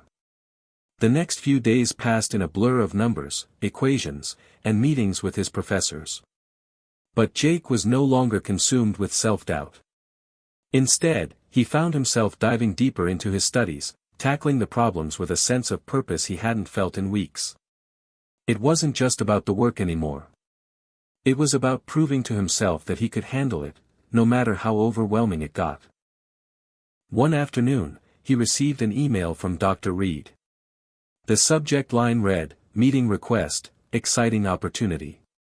Jake's heart skipped a beat. He opened the email quickly, scanning the contents. Jake, the email began, "I've been following your progress here closely, and I believe there's a real opportunity for you to take on a more significant project. There's a complex theorem that we've been struggling with in the department, and I think you might be the perfect person to tackle it. If you're up for the challenge, I'd like to meet with you tomorrow to discuss further. I'll be in my office at 10 a.m. Jake stared at the email, his mind racing. The opportunity was huge. It was one thing to be a student here, learning from others, but it was another thing entirely to be given the chance to contribute something significant. This could be the break he needed to prove to himself, and everyone else, that he wasn't just a fluke. The next morning, Jake arrived at Dr. Reed's office early, feeling a mix of excitement and nerves. Dr. Reed greeted him with his usual warm smile. "Jake, glad you could make it," he said, gesturing for him to sit. "I've been looking over your work, and I'm impressed. But I believe you're ready for a bigger challenge now." Jake took a deep breath. "What do you have in mind?" Dr. Reed leaned forward, his eyes shining with enthusiasm. "There's a theorem that has stumped our department for a while now. It's not just any problem, it's one of those that could open up new pathways in mathematical theory. And I think you have the right mind for it. If you're interested, I'd like to offer you the chance to work on it." Jake's pulse quickened. This was it. The moment he had been waiting for. He hadn't expected something like this so soon. "Of course I'm interested," he said, his voice steady despite the thrill in his chest. "I'd love to take it on." Dr. Reed smiled. "I thought you might. This is a big step, Jake. But I have no doubt you're ready."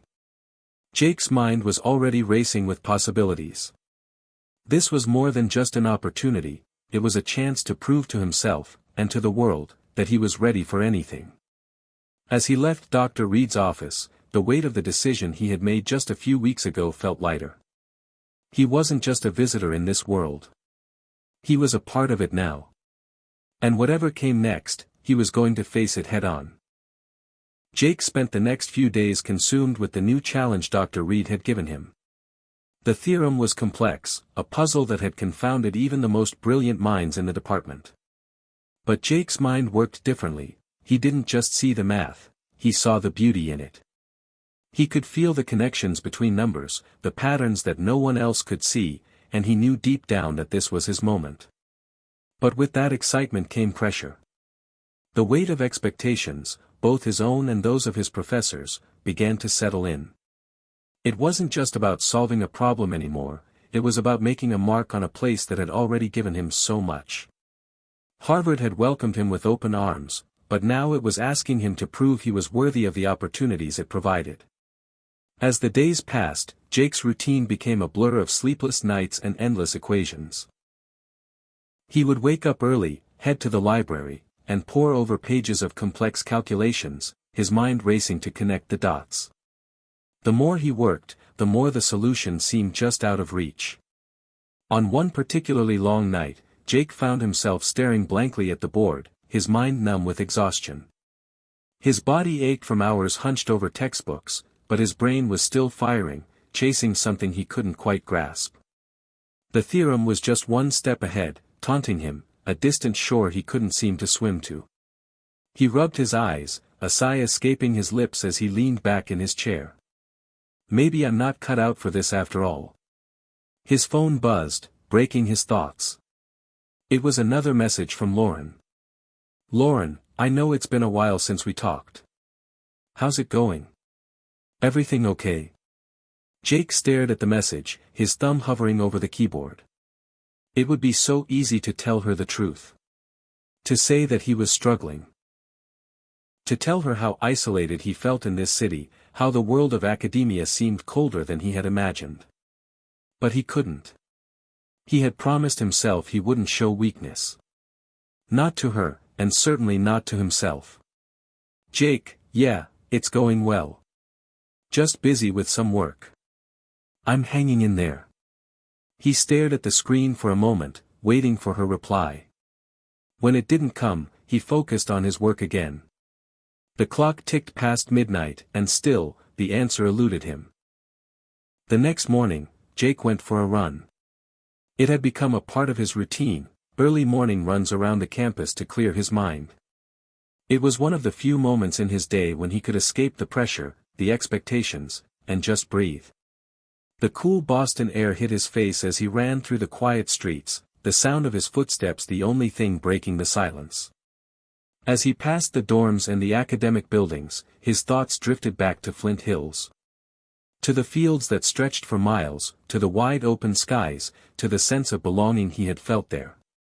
Life in Boston felt like it moved at a breakneck pace, but back home, everything had been slower, more deliberate. He missed that. He missed the calm. His phone rang, snapping him from his thoughts. It was Dr. Reed. "Jake, how's it going?" Dr. Reed's voice was warm, as always, but there was an edge of urgency to it today. "I'm working through the theorem," Jake said, his heart beating faster at the sound of his professor's voice. "It's tough, but I think I'm getting closer." "That's good to hear. But I need to warn you, Jake, this problem is no ordinary challenge. It's not something you'll solve in a day or even a week. You need to be patient with yourself. There's no rush." Jake paused, considering his words carefully. "I understand, but I'm not sure I'm cut out for this. I feel like I'm running in circles, and the answers just aren't coming." Dr. Reed chuckled lightly. "You're not alone in that, Jake. Everyone who's worked on this has felt the same way. But the key is persistence. Keep pushing, even when it feels like the answer is just beyond your grasp. That's the moment when the breakthrough happens." Jake nodded, even though Dr. Reed couldn't see him. "I'll keep going." "Good. And remember, you're not expected to do this alone. If you need help, don't hesitate to reach out. We're a team here, and we want you to succeed." The reassurance in Dr. Reed's voice gave Jake a brief sense of comfort. The feeling quickly faded, though, as he hung up and stood in the middle of the street. He knew Dr. Reed was right. The solution wasn't going to come easy. But the thought of continuing to grind away without progress made the mountain in front of him feel even higher. Later that afternoon, Jake met with his study group. They were a mix of brilliant minds, students who had excelled in every area of mathematics. As they gathered around a table in the library, the air was thick with focus. Everyone was working on their own parts of the problem, and Jake couldn't help but feel out of place. His approach had been different from the others. While they had worked through the standard methods, Jake had tried to think outside the box, to connect ideas that no one had considered before. "Hey, Jake, how's it going?" one of his peers, Ava, asked. She was the top student in their group, always confident, always quick with the right answer. Jake didn't mind her confidence. It was a reminder that they were all here to learn, to push the boundaries of what they knew. "I'm getting somewhere," Jake said, even though he wasn't sure how true that was. "Just not as fast as I'd like." Ava smiled. "You've got time. This isn't a sprint, you know. Sometimes, the breakthrough comes when you least expect it." Jake nodded, trying to absorb her words. She was right, of course. The more he thought about it, the more he realized that the pressure he was putting on himself wasn't helping. He had to stop rushing, stop trying to prove himself. The answer would come when it was ready. The group worked for hours, brainstorming different approaches and refining their ideas. But Jake couldn't shake the nagging feeling that something was missing. His solution was still far from reach, and no matter how many times he reworked the equations, he couldn't see the path forward. It was during one of those long, frustrating moments that Jake stepped outside the library to clear his head. He sat on a bench, watching the students and faculty walk by, and wondered if he'd ever be able to unlock the mystery he'd been chasing. He pulled out his phone and scrolled through some old messages. He came across one from his dad, sent weeks ago. "Dad. You're doing good things out there, son. Just keep your head up and keep working. We're all proud of you." Jake read the message again, the weight of it settling in. He had been so focused on the pressure of Harvard, on the expectations he felt from every direction, that he had forgotten the simple truth: he was doing this for himself. Not for anyone else. Not for the approval of his professors or peers, but because he had a passion for learning, for problem solving, for the joy of discovering something new. That realization was a small but important shift. He wasn't alone in this. He had a community, his dad, Lauren, Dr. Reed, and even his peers. And that, more than anything, was the support he needed to push through. As the evening sky darkened and the city lights began to twinkle, Jake stood up, a new sense of resolve washing over him. He would solve the problem. It was just a matter of time. The days that followed were a blur of work and determination. Jake's thoughts were consumed by the complex theorem, the abstract world of numbers and equations that had taken hold of him. He spent hours in the library, scribbling feverishly on the chalkboard, erasing, and rewriting his work as he searched for the missing piece. Each time he thought he was close, the answer slipped further away, just out of reach. But Jake had learned something important over the past few weeks: persistence was key. And while the breakthrough hadn't come yet, he could feel it. It was building up, like a storm gathering on the horizon. All he had to do was wait for the right moment to strike. It was a Thursday afternoon when it happened.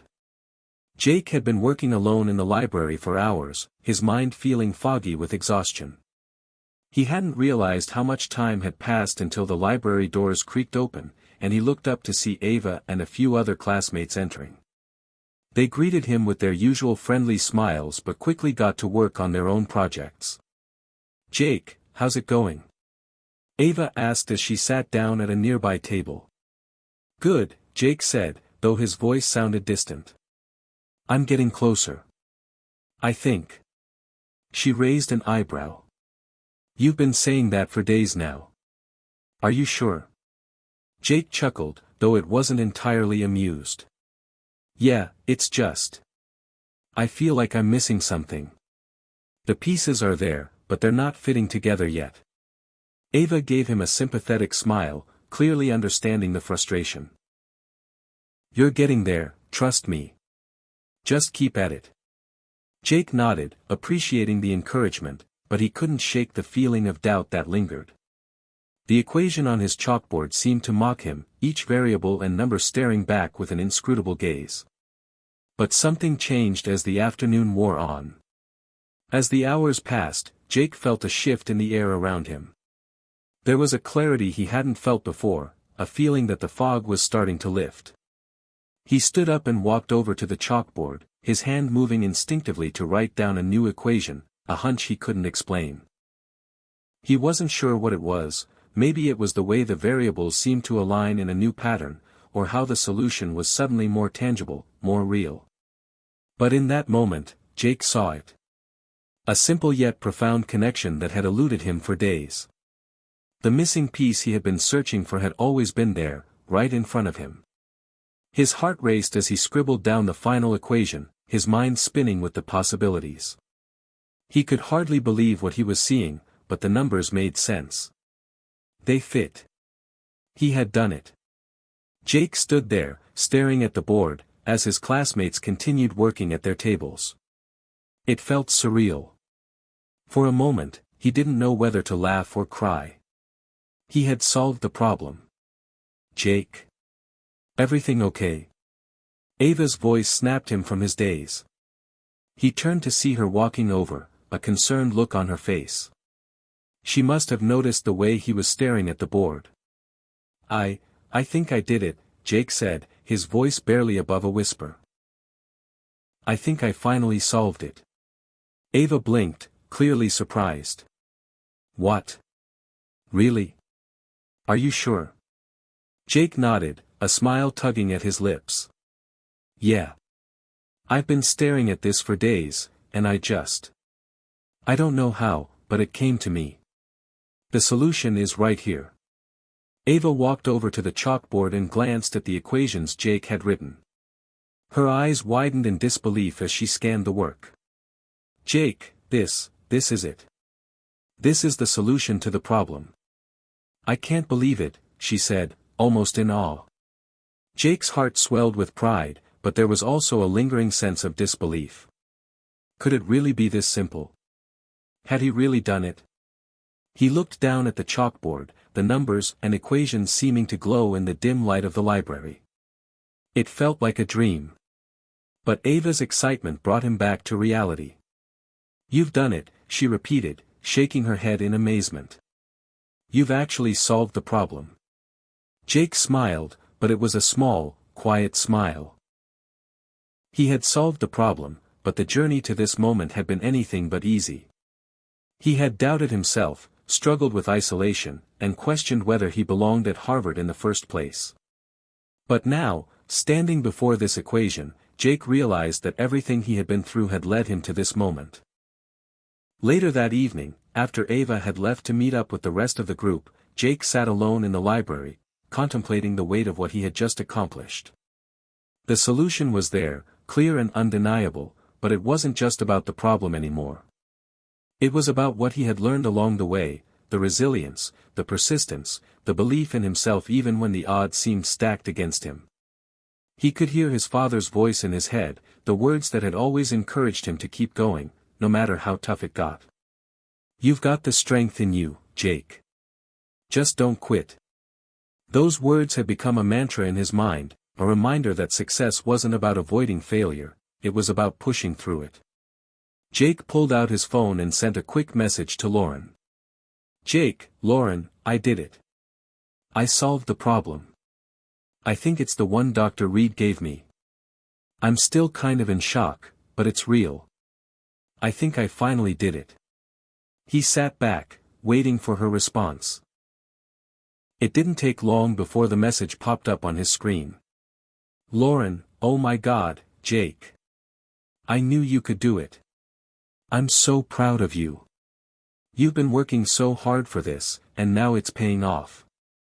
You've got this, you really do." Jake smiled, his chest swelling with pride. He wasn't just hearing words of encouragement from her. He was hearing the truth. This was it. He had proven himself. But even as he basked in the triumph of the moment, Jake knew this was just the beginning. There would be more challenges ahead, more obstacles to overcome, more moments of doubt to face. But for now, he allowed himself to feel the weight of this victory. Because in that moment, he knew one thing for sure, he was capable of more than he had ever imagined. The next day, Jake met with Dr. Reed. He entered the professor's office with a mix of excitement and nervousness, unsure of what would come next. Dr. Reed looked up from his desk and smiled when he saw Jake standing in the doorway. "Well, Jake," Dr. Reed said, "I hear you've made some progress." Jake walked over to the desk, his heart pounding in his chest. "I think I've solved it. I think I have the solution." Dr. Reed leaned forward, his expression unreadable. "Let me see."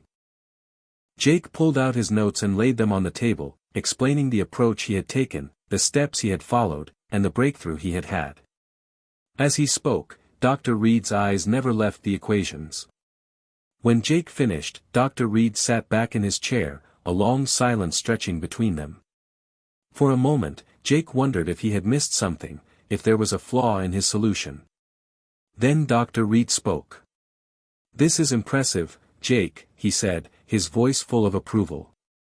"In fact, this is exactly the kind of thinking we've been hoping for. You've done something few others have been able to do. You've cracked it." Jake's heart raced. "Really? You think it's right?" Dr. Reed smiled. "I do. You've done it. Congratulations, Jake. You've not only solved the problem, you've set a new standard for the rest of us to follow." Jake's mind raced. The validation he had sought for so long was finally here. He had done it. And this was just the beginning. Jake's phone buzzed relentlessly in the days that followed. First, it was Lauren, then Dr. Reed, then other students who had heard whispers about his breakthrough. Word had spread quickly across campus, and before long, even the faculty were talking about the young student who had solved the impossible problem. But as the attention grew, so did the pressure. Dr. Reed had arranged for Jake to present his solution in front of a group of renowned mathematicians the following week. It wasn't a small deal, this was the opportunity that could launch his career. Jake had never imagined he would find himself in such a position. But there was one problem: he wasn't sure he was ready. The morning before the presentation, Jake sat in his dorm room, surrounded by textbooks, notebooks, and countless printouts of his equations. The walls felt like they were closing in on him. He had spent the past few days revising his work, ensuring every detail was perfect. But every time he reviewed his solution, the self-doubt crept in again. What if they don't see it the way I do? What if they think I missed something? His mind raced with questions, each one more unsettling than the last. Jake rubbed his temples, trying to calm himself. He had been through the worst of it, the long nights, the frustration, the isolation. This was just the final hurdle. He had come this far, and there was no turning back now. He glanced at his phone again. Another message from Lauren. "Lauren, remember, you're not alone in this. You've done the work. Just trust in yourself. Everyone's rooting for you, and I'm proud of you no matter what." Her words, simple yet sincere, brought a brief moment of calm. He was doing this for himself, not to prove anything to anyone else. He could do this. He had already solved the problem, after all. Now, it was just about sharing it with the world. Jake took a deep breath and picked up his notes. There was no more time for second-guessing. He had to go in, present his findings, and let the chips fall where they may. The next day, Jake stood in front of a room full of professors, researchers, and graduate students. He was nervous, his palms sweating as he set up his slides.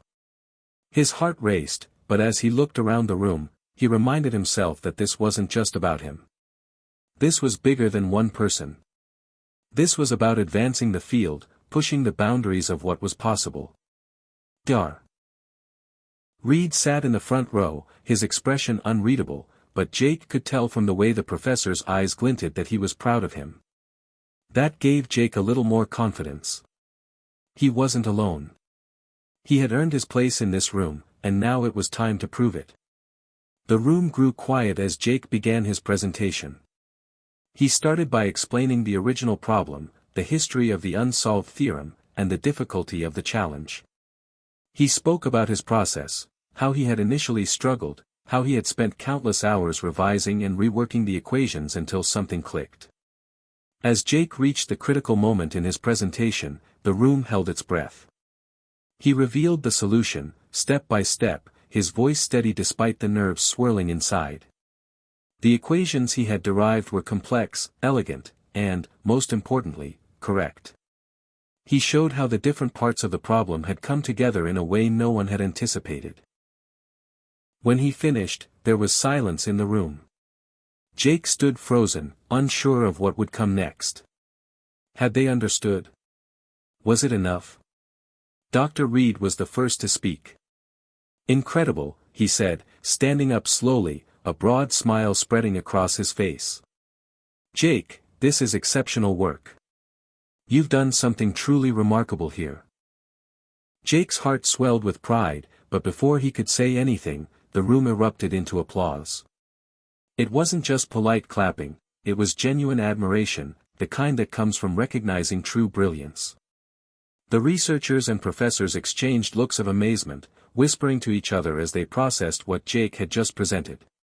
One of the senior professors, a man with a thick gray beard and glasses perched on the end of his nose, spoke up. "This is groundbreaking, Jake," he said, his voice gruff but filled with respect. "You've cracked a problem that has stumped mathematicians for decades.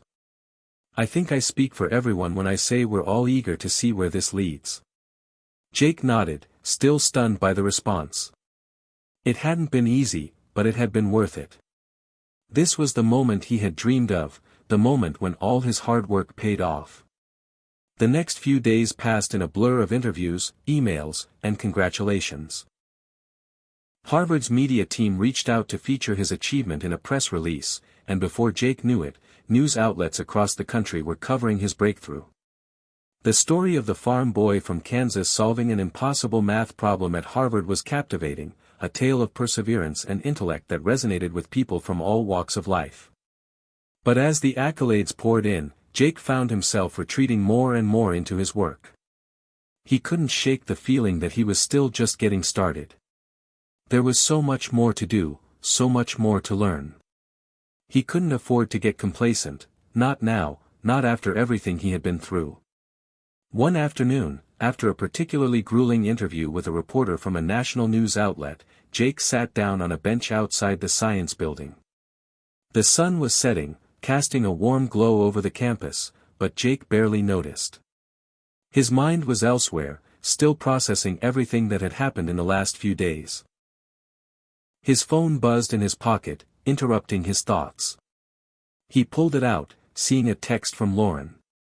"Lauren, I can't even imagine what you're feeling right now, but I just wanted to say how proud I am of you. You've shown everyone what you're capable of, Jake. Keep going, okay?" Jake smiled and typed a quick response. "Jake, thanks, Lauren. I couldn't have done it without your support. I'll keep going. I'm just getting started." And for the first time in a long time, Jake felt the weight of his dreams shifting. He had already proven so much to himself and others, but now he understood something crucial: the journey was never really about the destination. It was about the constant pursuit of knowledge, the drive to challenge oneself, and the belief that anything was possible. Jake was beginning to feel the weight of his newfound fame, and as exhilarating as it was, it also came with a set of challenges. With every interview, every phone call, and every congratulatory email, he found himself growing more exhausted. His initial euphoria had started to wane, replaced by a constant pressure to deliver even more. He'd solved the impossible problem at Harvard. What came next? The answer came when Dr. Reed invited Jake to meet with him in his office. The professor had been uncharacteristically quiet since Jake's presentation, and Jake was both curious and nervous about what this meeting would entail. He knocked on the door of Dr. Reed's office and was greeted with a welcoming smile. "Jake, come in, come in. I've been meaning to catch up with you," Dr. Reed said, gesturing for Jake to sit down across from his desk. Jake sat down, his mind racing. He could tell from the professor's demeanor that this was going to be important. Dr. Reed didn't waste any time. "I wanted to talk to you about what comes next. You've done something extraordinary, Jake. You've solved a problem that has been unsolved for decades. And now, the mathematics community is buzzing with excitement.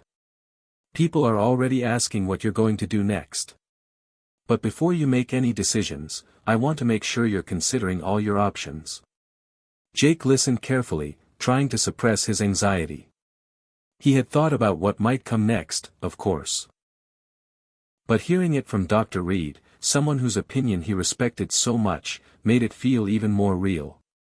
"You've opened the door to a world of possibilities, Jake," Dr. Reed continued. "You could publish your work.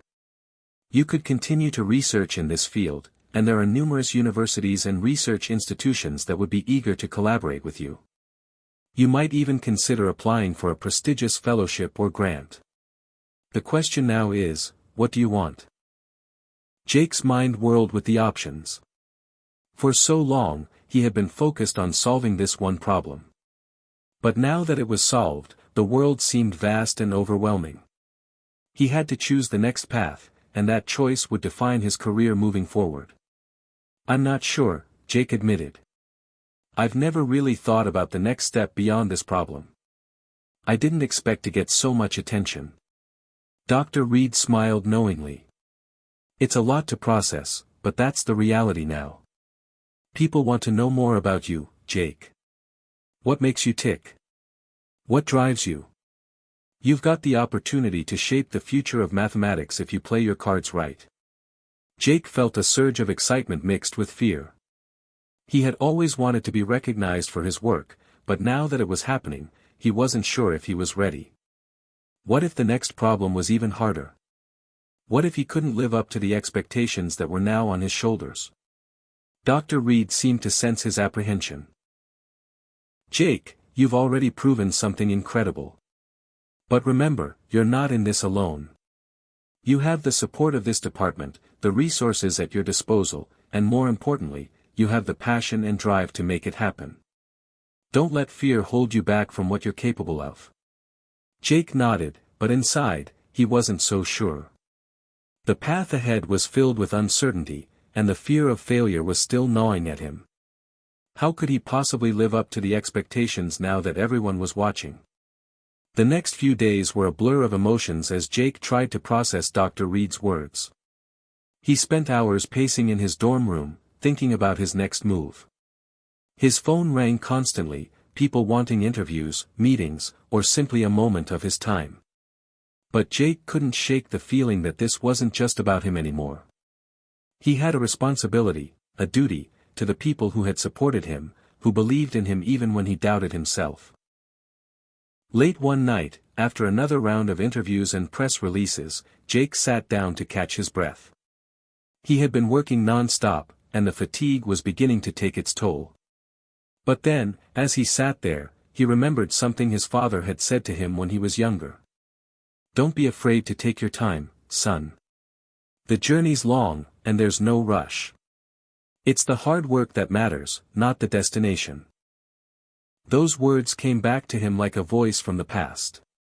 It had been his father's steadying influence that had kept him grounded during his childhood on the farm.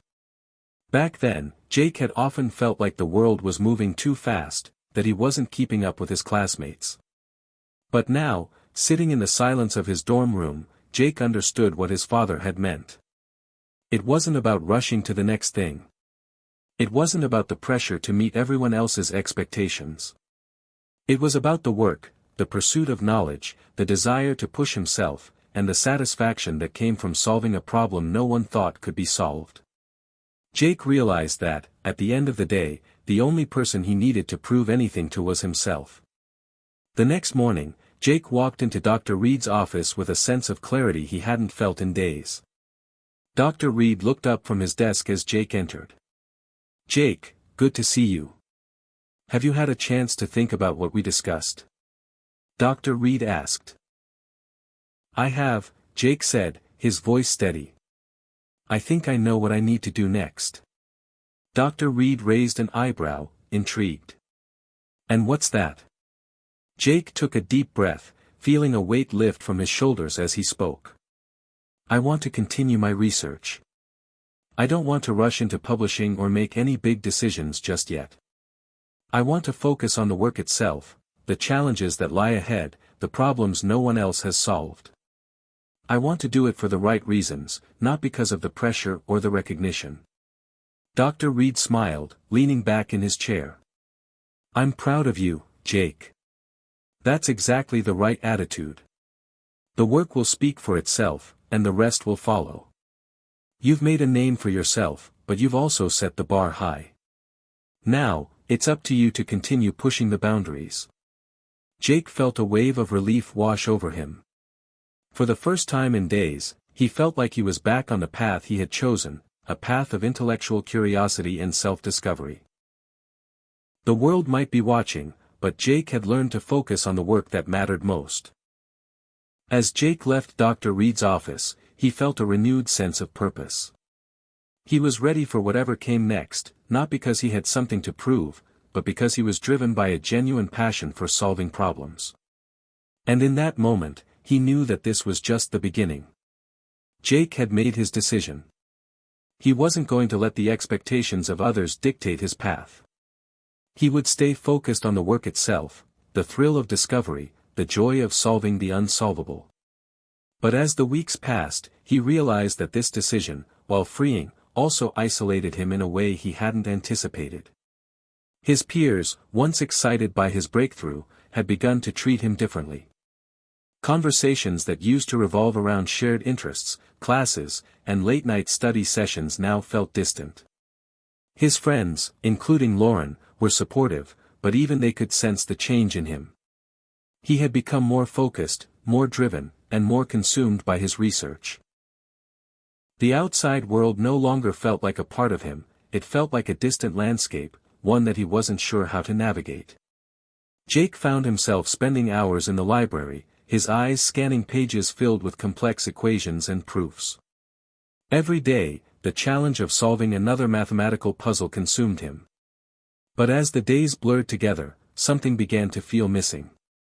He missed the days when he would spend time with his friends, share a laugh, or simply enjoy life outside of academia. He missed feeling like a part of something bigger than just his research. One evening, after a long day of working through an intricate problem, Jake walked out of the library and into the cool, crisp air of Harvard's campus.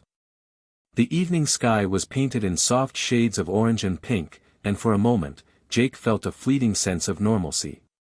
He pulled out his phone and saw a message from Lauren.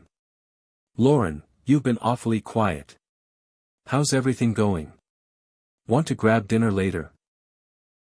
Jake stared at the message for a few seconds. He hesitated. He hadn't made much time for socializing lately.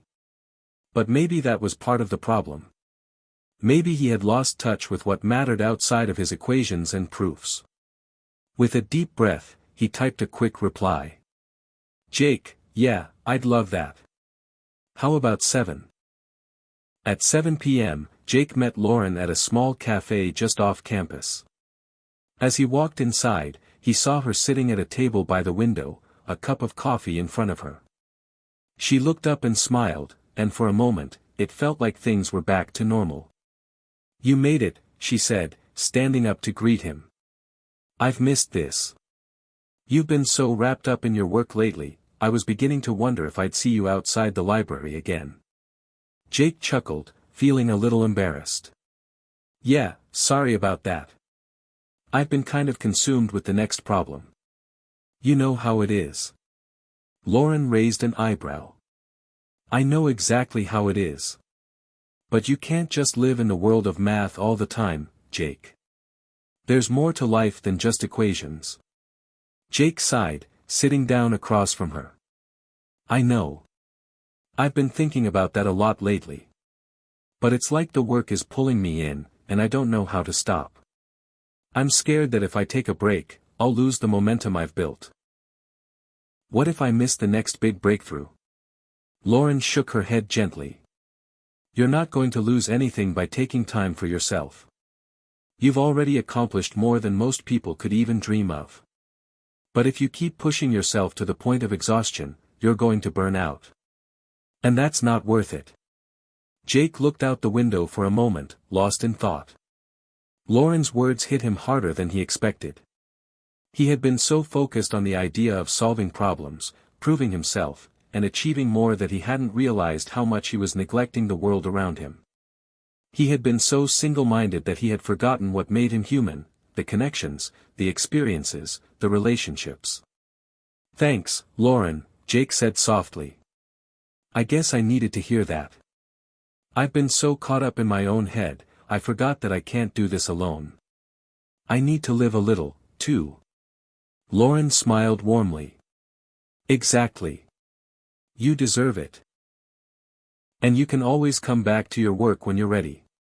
But you need to take care of yourself first." They spent the rest of the evening talking, laughing, and enjoying the simple pleasure of each other's company. For the first time in weeks, Jake felt like he was exactly where he needed to be, present in the moment, without the constant pressure of solving the next big problem hanging over his head. Over the next few weeks, Jake made a conscious effort to strike a balance between his work and his life outside of it. He spent more time with Lauren, joined his friends for a few social gatherings, and even took a break from his research to take a walk around the campus, letting himself enjoy the beauty of the world he had neglected for so long. But as he began to reconnect with the world around him, his passion for mathematics never faded. In fact, it only grew stronger. Without the constant pressure weighing on him, Jake found that he could approach his work with a clearer mind and a renewed sense of purpose. He was no longer just working to prove something to the world, he was working because it was what he loved. And that made all the difference. One evening, as Jake sat in the library, surrounded by his notes, something clicked. The solution to a new problem, one that had been gnawing at him for days, suddenly came into focus. He couldn't explain it. There was no flash of brilliance, no grand moment of revelation. It was just the culmination of everything he had learned, everything he had worked for, and the time he had given himself to think. Jake smiled to himself. This was what it was all about, the joy of discovery, the thrill of solving a problem for the sake of learning, not for recognition or praise. The next day, Jake walked into Dr. Reed's office, holding his notes. "I think I've found something," Jake said, his voice filled with quiet excitement. Dr. Reed looked up from his desk, a knowing smile on his face. "You've been quiet lately. I take it this is a good thing?" Jake nodded. "I think I'm ready to share something. But this time, it's not about proving something to anyone. It's just about sharing what I've discovered." Dr. Reed's smile widened. "That's the spirit, Jake. Let's see what you've got." And for the first time in a long time, Jake felt like he was exactly where he was meant to be. Not just as a student, not just as someone trying to prove themselves, but as a mathematician who loved the journey of discovery, wherever it might lead. Jake had come a long way since his breakthrough at Harvard. What had once been an overwhelming pressure to live up to the expectations of others was now a part of his past. He had learned to find peace in the work itself and to rediscover the joy of learning. But with this newfound sense of balance, Jake realized that the real challenge wasn't the equations and problems he solved, it was charting his own course in a world that suddenly seemed full of infinite possibilities. As he walked into the library the following week, his heart was lighter, and his mind clearer. He knew that the path ahead was still uncertain, but he was no longer afraid of it. The previous few months had taught him that there would always be challenges, but that didn't mean he had to face them alone. He could rely on his instincts, his curiosity, and the support of those who truly cared for him. And with that in mind, he approached the next problem on his desk with a renewed sense of purpose. The problem had seemed simple at first, one of those classic puzzles that Jake loved to solve in his free time. But as he worked through it, he realized that this was different. It was deeper, more complex than anything he had come across before. It wasn't just a mathematical conundrum, it was a challenge that seemed to reach into the very fabric of mathematics itself. For hours, Jake sat in the library, scribbling equations on pieces of paper and crossing them out in frustration. The problem felt elusive, just out of reach. But Jake wasn't discouraged. He had learned not to give up so easily. He took a deep breath, stood up from his desk, and stretched his legs. Then, with a sense of calm determination, he dove back in. By the time the sun began to set, Jake had a breakthrough. It wasn't a grand, earth-shattering discovery, no, this was more of a quiet revelation. The pieces of the puzzle had finally clicked together, like the last pieces of a jigsaw falling into place. And with that click, Jake understood something important. This problem was far from simple, but it could be solved, by following his instincts, by thinking outside the conventional boundaries. As he made his way back to his dorm, Jake felt a sense of contentment wash over him. He didn't feel the need to share this discovery with the world just yet. It wasn't the kind of achievement that needed immediate recognition. Instead, he knew he would continue to explore this new territory, to test his theory further. In time, perhaps it would lead to something even greater. But for now, it was enough to know that he had once again found something that no one else had. Later that evening, Jake met with Lauren at a local diner. She noticed the content smile on his face as soon as he sat down. "Someone looks happy," she teased, taking a sip of her iced tea. "I think I figured something out," Jake replied, leaning in a bit. "It's not a huge thing, but it's a breakthrough for me." Lauren smiled. "That's amazing, Jake. What is it?" Jake paused. He had grown accustomed to sharing his successes with Lauren, but this one felt different. It wasn't a public victory, something that would be written up in the papers or debated in academic circles. This was his personal victory, one that only he could fully appreciate. And that was enough. "I don't know how to explain it yet. But it's like I'm moving into uncharted territory," Jake said, his eyes bright with excitement. "I feel like I've opened a door to something new, something no one else has seen." Lauren reached across the table, placing a hand on his. That's the beauty of it, isn't it? You're forging your own path. You're not just solving problems anymore. You're discovering things that no one else even knows to look for. Jake nodded, grateful for her understanding. In that moment, he realized that the recognition from others no longer mattered. What mattered was the journey itself, the process of discovery, of constantly pushing the boundaries of what was known, and of having the freedom to explore new horizons without being confined by the expectations of others. The following days were filled with quiet reflection and continued work. Jake spent hours in the library, revisiting his recent discovery and testing his theory. He approached the problem from every angle, trying to ensure that he had truly uncovered something new. Each time he thought he had made a mistake, he revisited his calculations, tweaking his work until he was satisfied with the results. The more he explored this new idea, the more he realized that this problem had the potential to reshape the way people thought about mathematics. One afternoon, as Jake was reviewing his findings, he received an unexpected phone call. It was Dr. Reed. "Jake," the professor said, his voice full of excitement, "I've been following your work closely, and I think you're onto something big. The problem you've been working on, it's groundbreaking." Jake's heart skipped a beat. "Really? You think so?" "I do," Dr. Reed replied. "I'd like to meet with you to discuss it further. This could be the beginning of something very important." Jake felt a surge of excitement and anxiety. He had always respected Dr. Reed's opinion, but the idea that his work might be on the verge of something monumental was both thrilling and intimidating. "Okay," Jake said, trying to steady his nerves. "I'd love to meet." "When?" "Tomorrow at noon," Dr. Reed said. "I'll have time then. I'll send you the details." Jake hung up the phone, his mind racing. He had suspected that his discovery might be significant, but hearing it from Dr. Reed made it feel real. This was it, his hard work was about to pay off. But with that realization came the pressure. What if he couldn't live up to the expectations? What if his work wasn't as groundbreaking as he thought? The next day, Jake met Dr. Reed in his office. The professor was already waiting for him when he arrived. "Jake," Dr. Reed greeted him with a firm handshake. "I've been looking over your findings. You've truly done something remarkable. The way you've approached this problem, it's innovative. You've connected dots that others would never have thought to connect. I think you're on the edge of a major breakthrough." Jake's heart raced. He had been right. This discovery could change everything. But with that realization came a new sense of responsibility. What did he do now? How would this discovery affect his future? Dr. Reed continued, "I want you to think about the next step carefully. You've already proven that you have the potential to do something extraordinary.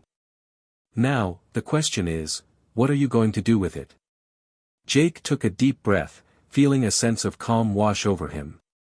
He had been waiting for this moment, for the recognition that his work had value. But in that moment, he realized that it wasn't about the accolades or the recognition. It was about what he could contribute to the field of mathematics, what new frontiers he could explore, and how he could use his knowledge to push the boundaries of understanding. "I'm ready," Jake said, his voice steady. "I want to take this as far as it can go." Jake sat quietly in Dr. Reed's office, the weight of the professor's words still settling in his mind. "I want you to think about the next step carefully. You've already proven that you have the potential to do something extraordinary. Now, the question is, what are you going to do with it?"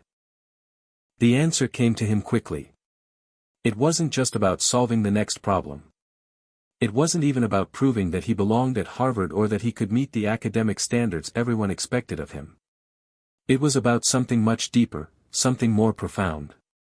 Jake's thoughts returned to the very first day he arrived at Harvard, the uncertainty he felt, the pressure to perform, the loneliness of being far from home.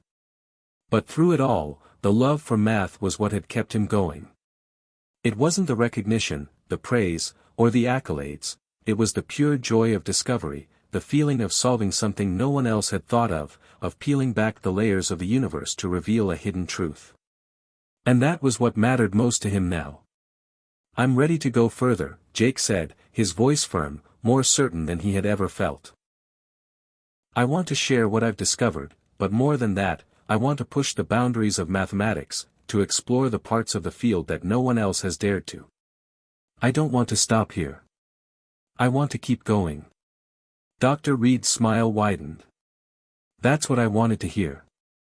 You have the potential to shape the future of math, Jake. But be warned, there will be challenges ahead.